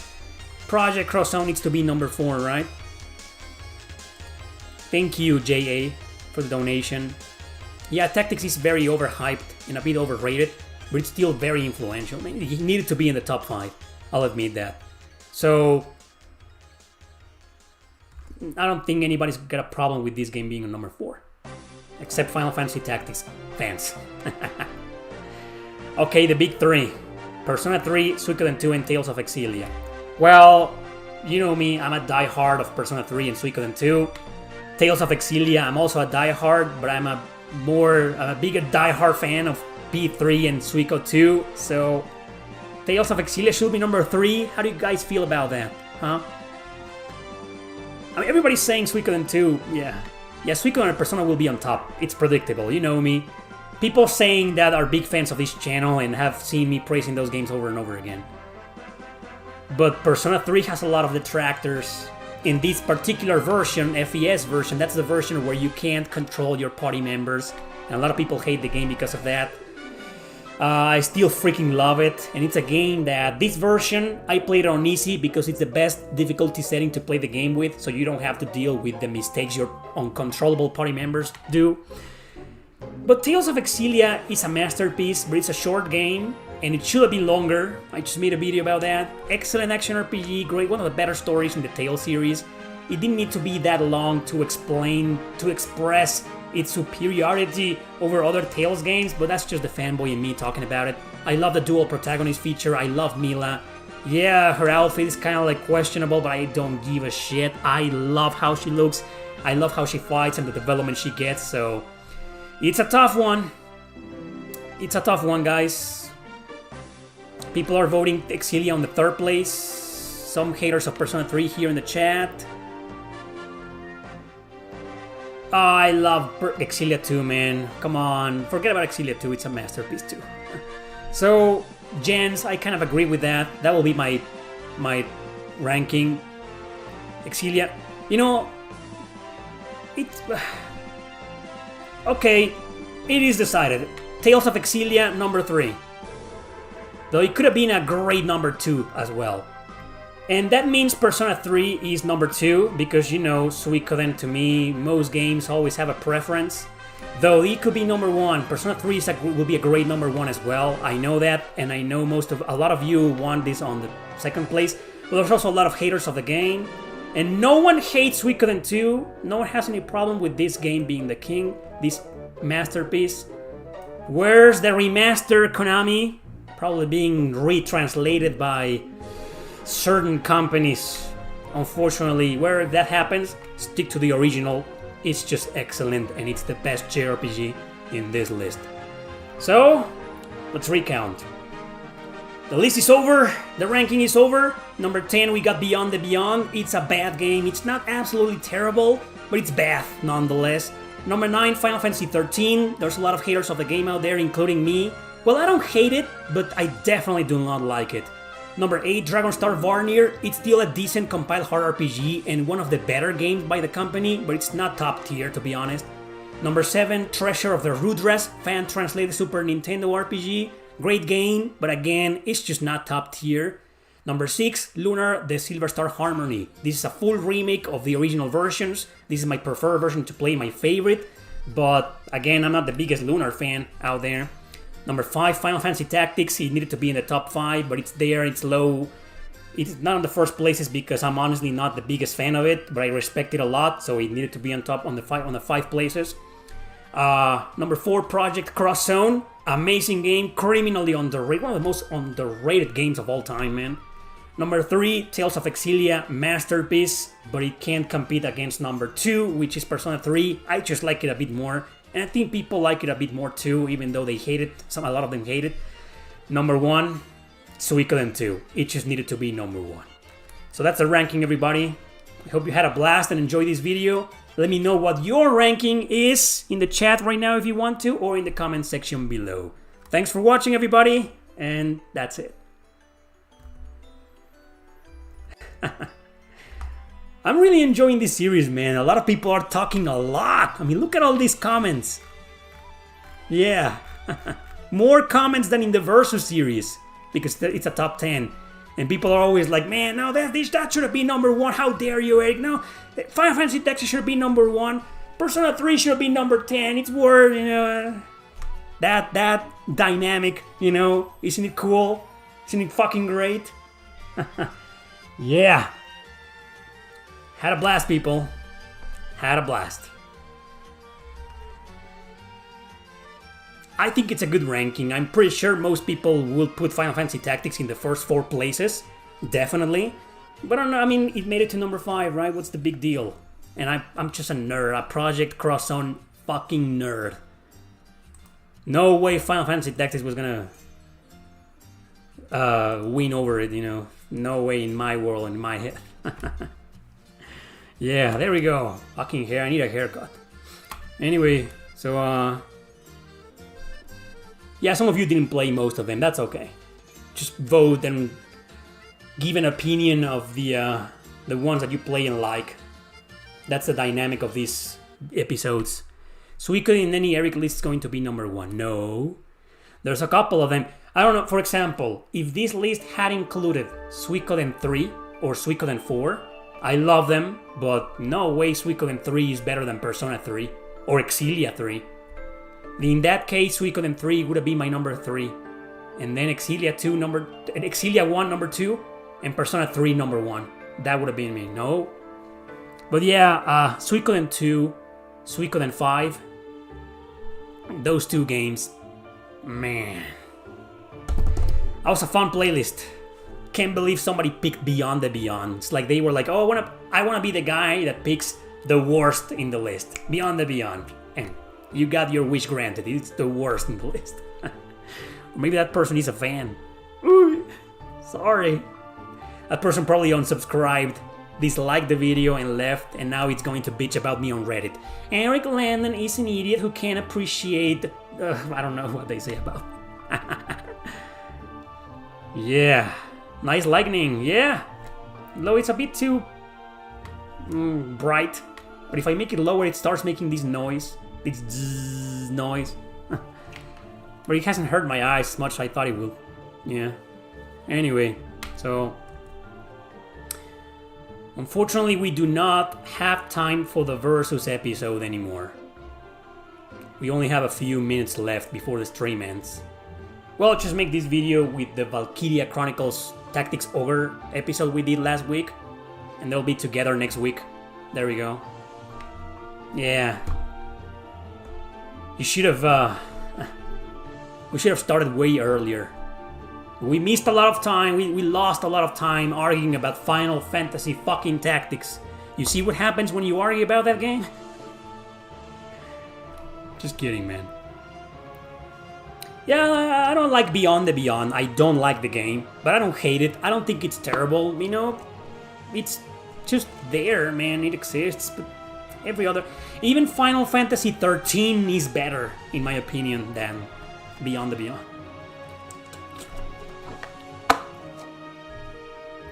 Tactics is good, I'm just not the biggest fan of it. Suikoden 2 or 5, what do you prefer? Suikoden 5. Though if I do a poll right now, people are gonna vote for 2. Because most people didn't play 5. Man, Jeanne d'Arc didn't make it to the list. It would have been great to include it, right? Because it's trending right now, it's popular. Yeah, anyway. Bring it up for the next episode, Jeanne d'Arc. I'd love to see Jeanne d'Arc in one of these lists for some reason. Not because it's trending, because it got released recently on modern systems, but because I don't know, man. Such a special game to me. What about Tactics Advance? Had that game been on the list, it would have been on the last places, man. I don't like that game.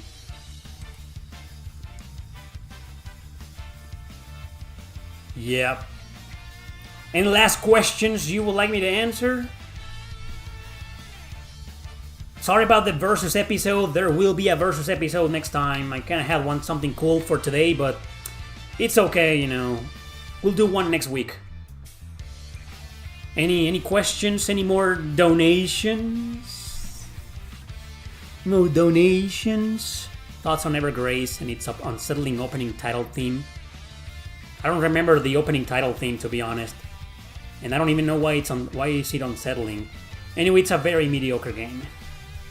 Early PS2 action RPG could have been better. The sequel was better. It's called Forever Kingdom, also known as Evergrace 2. You control different party members, you know. But in this one, you control either the guy or the girl. And it's just mediocre, man. Lame controls, kind of boring. It's a very boring game. It's not a bad game, but it's just mediocrity. Poster child for mediocre RPGs on PS2.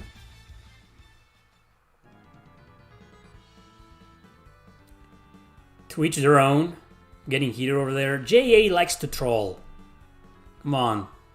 Don't feed the troll. He's alright. He's just joking.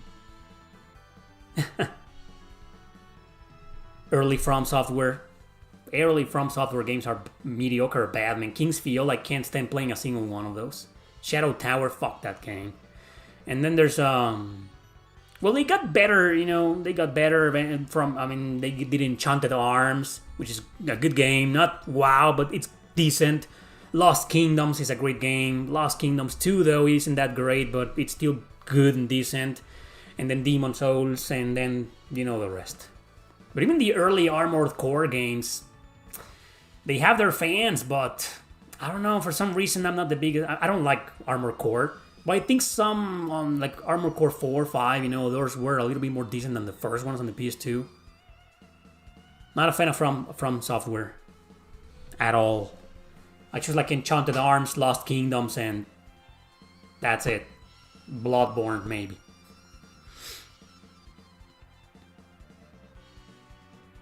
You're welcome, Dunsk.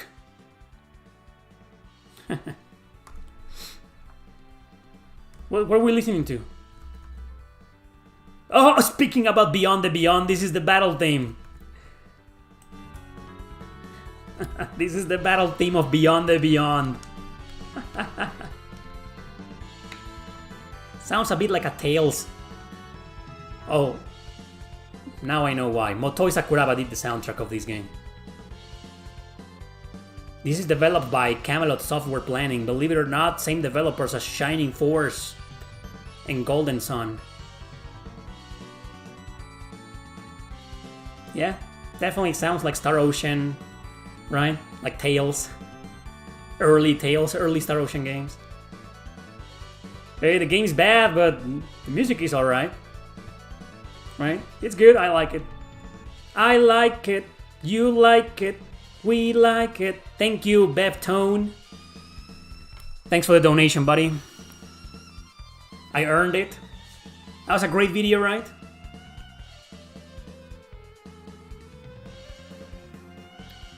Lufia 2 is an excellent game. I'm a big fan of it. Big fan of Lufia 2, man. Excellent. Love it. You were too nice to stay mad. See you next week. Do any of your top 10 JRPGs have what you would consider a subpar story? What? I don't know, maybe? Depends on the top 10. I've done like over 500, at least 400 top 10s in my life. What the hell is this? Kingdom of Paradise on the PSP, really obscure game. Action RPG. It's pretty fun. We should have it compete in one of these videos. Anyway, guys. I've never done a top 10 of my top 10s. Maybe I will. Maybe I will one of these days. That was the Q&A. Sorry about the versus episode. we'll do both episodes for both new series. Next Sunday, I'll plan better. We had a blast today, didn't we? Suikoden 2 forever! Thanks for watching, everybody. Have a great weekend. That's the end. Thanks for asking your goddamn questions, and thanks for the donations of today's stream. See you next time, everybody. Take care. And all that jazz.